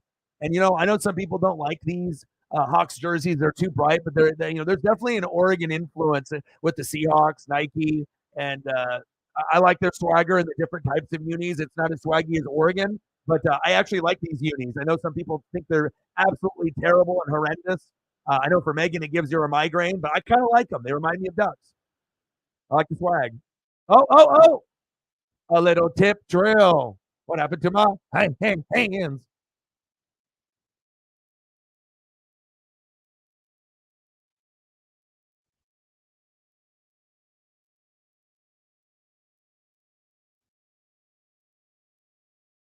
Yes, he has. Oh, we got some. The chosen ones is dropping players. PJ Walker, Chase McLaughlin, and Derek Carr. Third down and 1. Gino, a little Seattle sushi tush push. But there is no pushing to touch. No tushing, no pushing.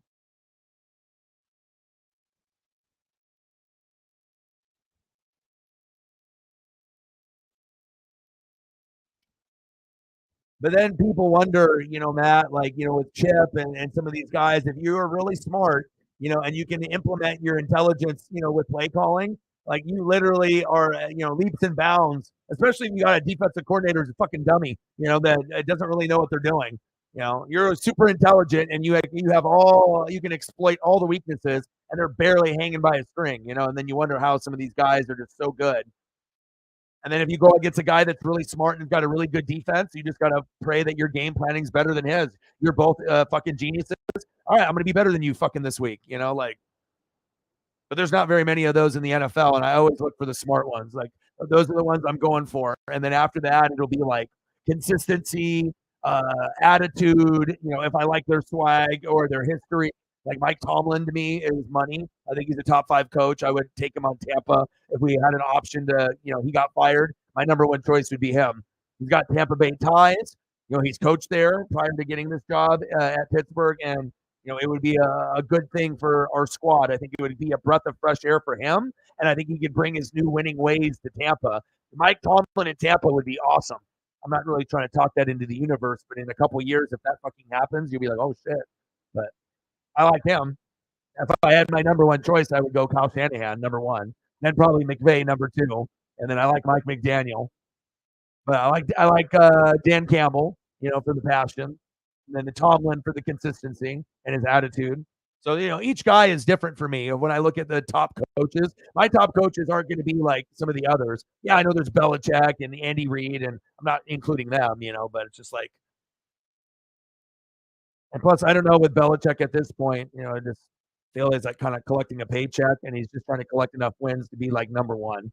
Like I'm trying to be the number one guy, the most wins, and I don't care if I got to go with, they fire me, I'll get hired by someone else, and then I'll break the record, and then I'll retire or whatever. Unless he thinks he can get another QB and he can, you know, Josh McDaniels and Bill Belichick together on a new team, like supposedly the Chargers. So all of a sudden the Chargers get Bill Belichick and they get Josh McDaniels. Could Justin Herbert be better then? Would it make the defense better since Bill is known as the best defensive coach ever? That actually would probably be a match made in heaven if they were to do that, because then McDaniels doesn't have the pressure of being head coach and being an idiot. He doesn't have to be the leader. He's just like a manager, a guy that just is going to help Herbert get the most out of his career. And then Bill will yell at everyone on the defense and tell them they're a piece of shit, and then they'll replace them. And anybody that talks back is fired. And then boom shakalaka, they'll still have injuries, but the curse maybe won't be there anymore. And then maybe the Chargers actually go to an AFC championship game, or they can actually do something, but they wouldn't be able to do it year one. They would probably have to work together for like 3 years to put a fucking team together with enough of their kind of guys, and then pray that Herbert's still good and these other guys, and because Keenan Allen, I don't know how many more years he's got left with Evans either. But that would be, I'm always thinking of kind of scenarios and people, and stuff that I see on the internet or on threads, or people, have predictions, or, would this be a good fit? And normally when I see shit like that, I'm like, that's a fucking stupid take. Like, that's fucking idiot, but I actually think, like, I don't think Bill's going to leave. I think he wants to stay in New England and whatnot and try to get like Drake May in the draft. But if he did get fired, yeah, I would be like, oh, Josh McDaniels, what's up? Let's go. And then boom, and then if you can go to the Chargers after they fire Staley. Hey, there's an opening. This is actually a better situation than we were in New England. Herbert actually is a top 10 quarterback. Maybe we can get him to be top 3 with us, and then I'll just yell at the defense all day, and I'll show them discipline. And then all of a sudden the Chargers turn into the New England Chargers, right? Los Angeles Patriots. But that all depends if, I don't know where Bill's at mentally. Obviously, private guy, doesn't say much. Who knows what type of passion he has for the game still? Is he really still passionate like when he had Gronk and and Brady? Is he on the same level, or has he started to realize now it's like, all right, I'm collecting a paycheck now more, and then I'm just trying to get the record. Is that it now? Because if that's the attitude now, then you're never going to win in New England ever again. I mean, if the coach has already just been like, oh, I'm just getting the money now. I'm going to be number one in wins, and they won't fire me until I get it. Then I'll do whatever. But that's why I think he's still, at this point, he knows that team, isn't. But if they got a guy like a Drake May, and let's say Drake May turned into a top 10 quarterback, that would make New England more than likely a top 16 team. And then if they build for a couple of years, then maybe, oh, look at this, the playoff team, Drake May, Belichick, and then more wins come. But if an Oregon head coach leaves, they won't pan out to another team, and they go to their alma mater, Willie Taggart, Mario Cristobal, who I actually liked, right? But you went to your alma mater, and that's a downgrade from Oregon. But it is, alma maters are important. It shows you how much people appreciate college, high school ties, and people will leave a current situation that is a better job just to be able to, quote unquote, go home, So obviously it's emotional. It's sentimental. Like, this place is not better, but I'm going to go because that's where I played my ball.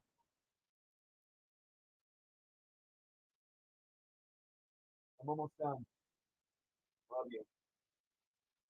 Love you. Almost done. Almost go for a walk. Paisley. Paisley is in the room now. The Paisley Pub says, walk me, Dad. I will. And then I'll just walk like this in the neighborhood.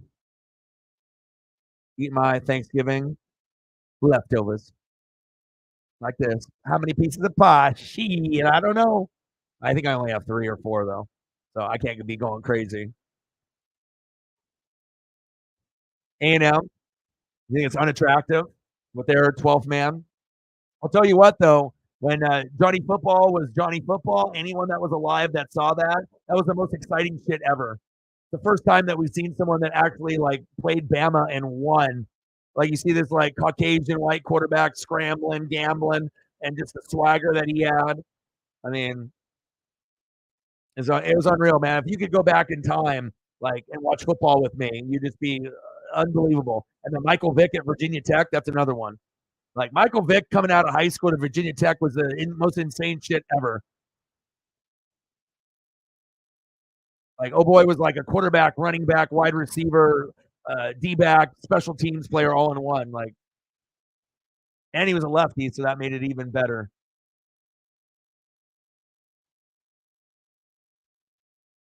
Yeah, but those two, and then obviously Johnny Football threw to Mike Evans. So a lot of people don't even remember because they didn't watch. But if you watched, you saw Mike Evans. You saw, so you thought, oh, Mike Evans, Johnny Football. Oh, Johnny Football's making Mike Evans who he is. And then when you started to realize, oh no shit, Mike Evans made Johnny look the way that Johnny was because Mike Evans is arguably, one of the top receivers of all time. Hall of Famer. I don't know what he'll be ranked. Top 25 of all time, and he'll work up the rankings or whatever, but he's just like Keenan Allen. Mike Evans and Keenan Allen never get love. They always are disrespected. They can put up top 3, top 4 stats, but no one wants to say they're ever top 5.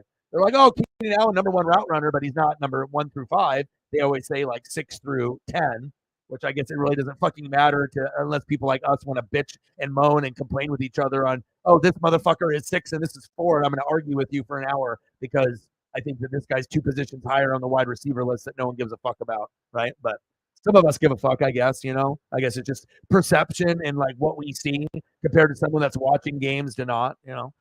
Final score, San Francisco 49ers 31, Seahawks 13 with an ass whooping. But it was better than what it was, which was what, 21-3 or 14-3? So 21-3, I believe. It happens. But on the bright side, if you're a Hawk fan, all right, the Lions lost 2. So we're good. Now you got the Cowboys won, but then you still got the Vikings and Saints. You have to see if they win or lose. But you don't have Kenneth Walker the third. Like you can do sports betting and then like look at that one position being out and be like, okay, Kenneth Walker the third's not playing. 100% chance they're losing. Like they don't have enough to make up for that even at home. And then you're looking at a top 2 team in the NFL. Oh yeah. So now could it have been the miracle game? And then they win 31-13, I guess. But, statistically speaking, you miss a player like that, or if it's like if Christian McCaffrey's not playing, you'll have the other guys, but that changes the dynamic pretty tremendously. You don't look at the Niners the same way. Like no McCaffrey, you're like, oh, they're pretty good. But with McCaffrey, it's like super team, right? Ole Miss, Big Ten, number 1, Pac-12, Big Ten, Super Conference. Michigan, Ohio State, Oregon, domination.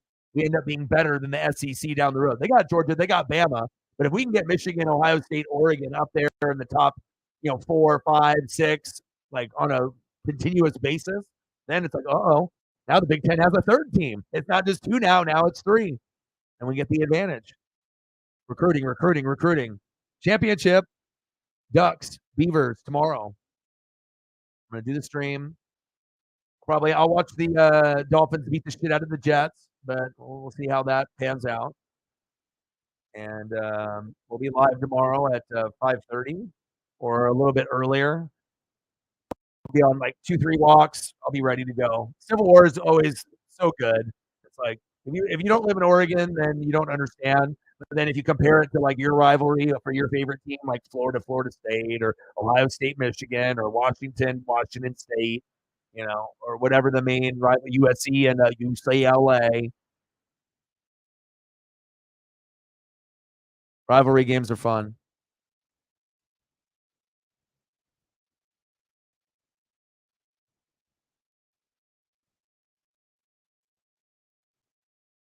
Swag. You might have heard of him. Bo knows.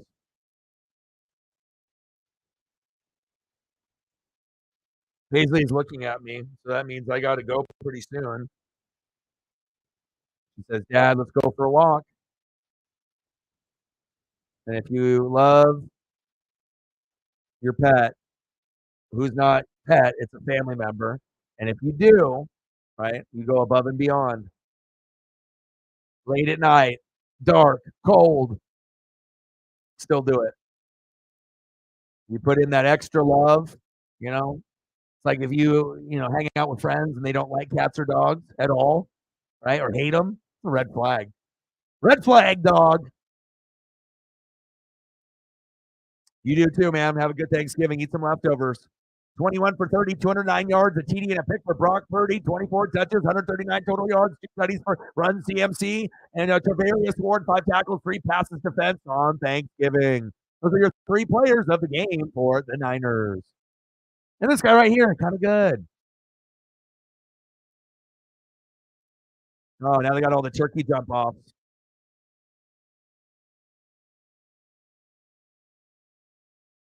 It'd be much cooler if John Madden and Pat Summerall were still alive.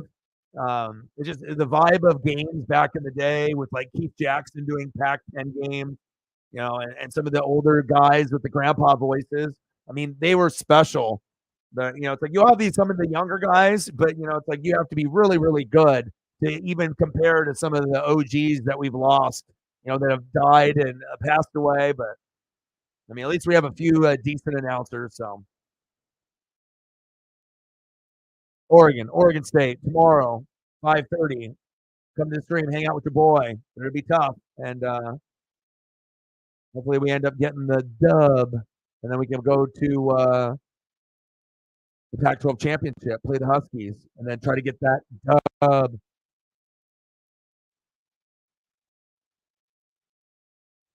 Our unicorn game is on point.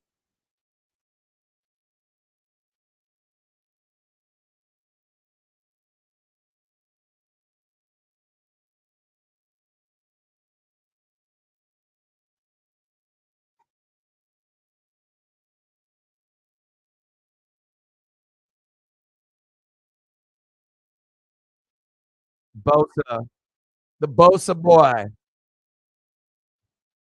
All right, I am gonna go and I don't know. I'll have to eat some leftovers at some point.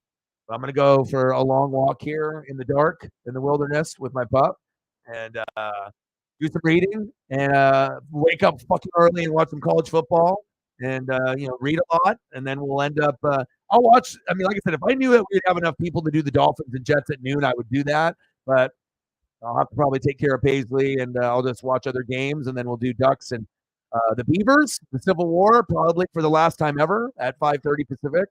And I appreciate everyone coming through and showing love, and happy Thanksgiving. And like I said, we'll be and then what do we got? So today's Thursday, we have that. Then Friday, we got the Civil War, Ducks, Beavs. Saturday, we got the WWE pay-per-view. And then Sunday, we'll have more NFL and some reaction videos. So a very fun next 3, 4, 5 days in a row. And that was a game that I thought would be a little bit closer, but it is what it is. We wanted something close. We only had one close game out of the 3. Final score: Niners, bang bang Niner gang 31, Seattle Seahawks 13. And I hope you guys have a great Thanksgiving. Get fat, eat some leftovers, eat some fucking pie, and I'll talk to you guys tomorrow. Yeah, I'll be watching. I'll be definitely watching. I'll be scouting. And I got one question for you. We don't talk sports like us. Your boy Ryan, Northwest Sports Fanatics, and I'm out. Happy Thanksgiving.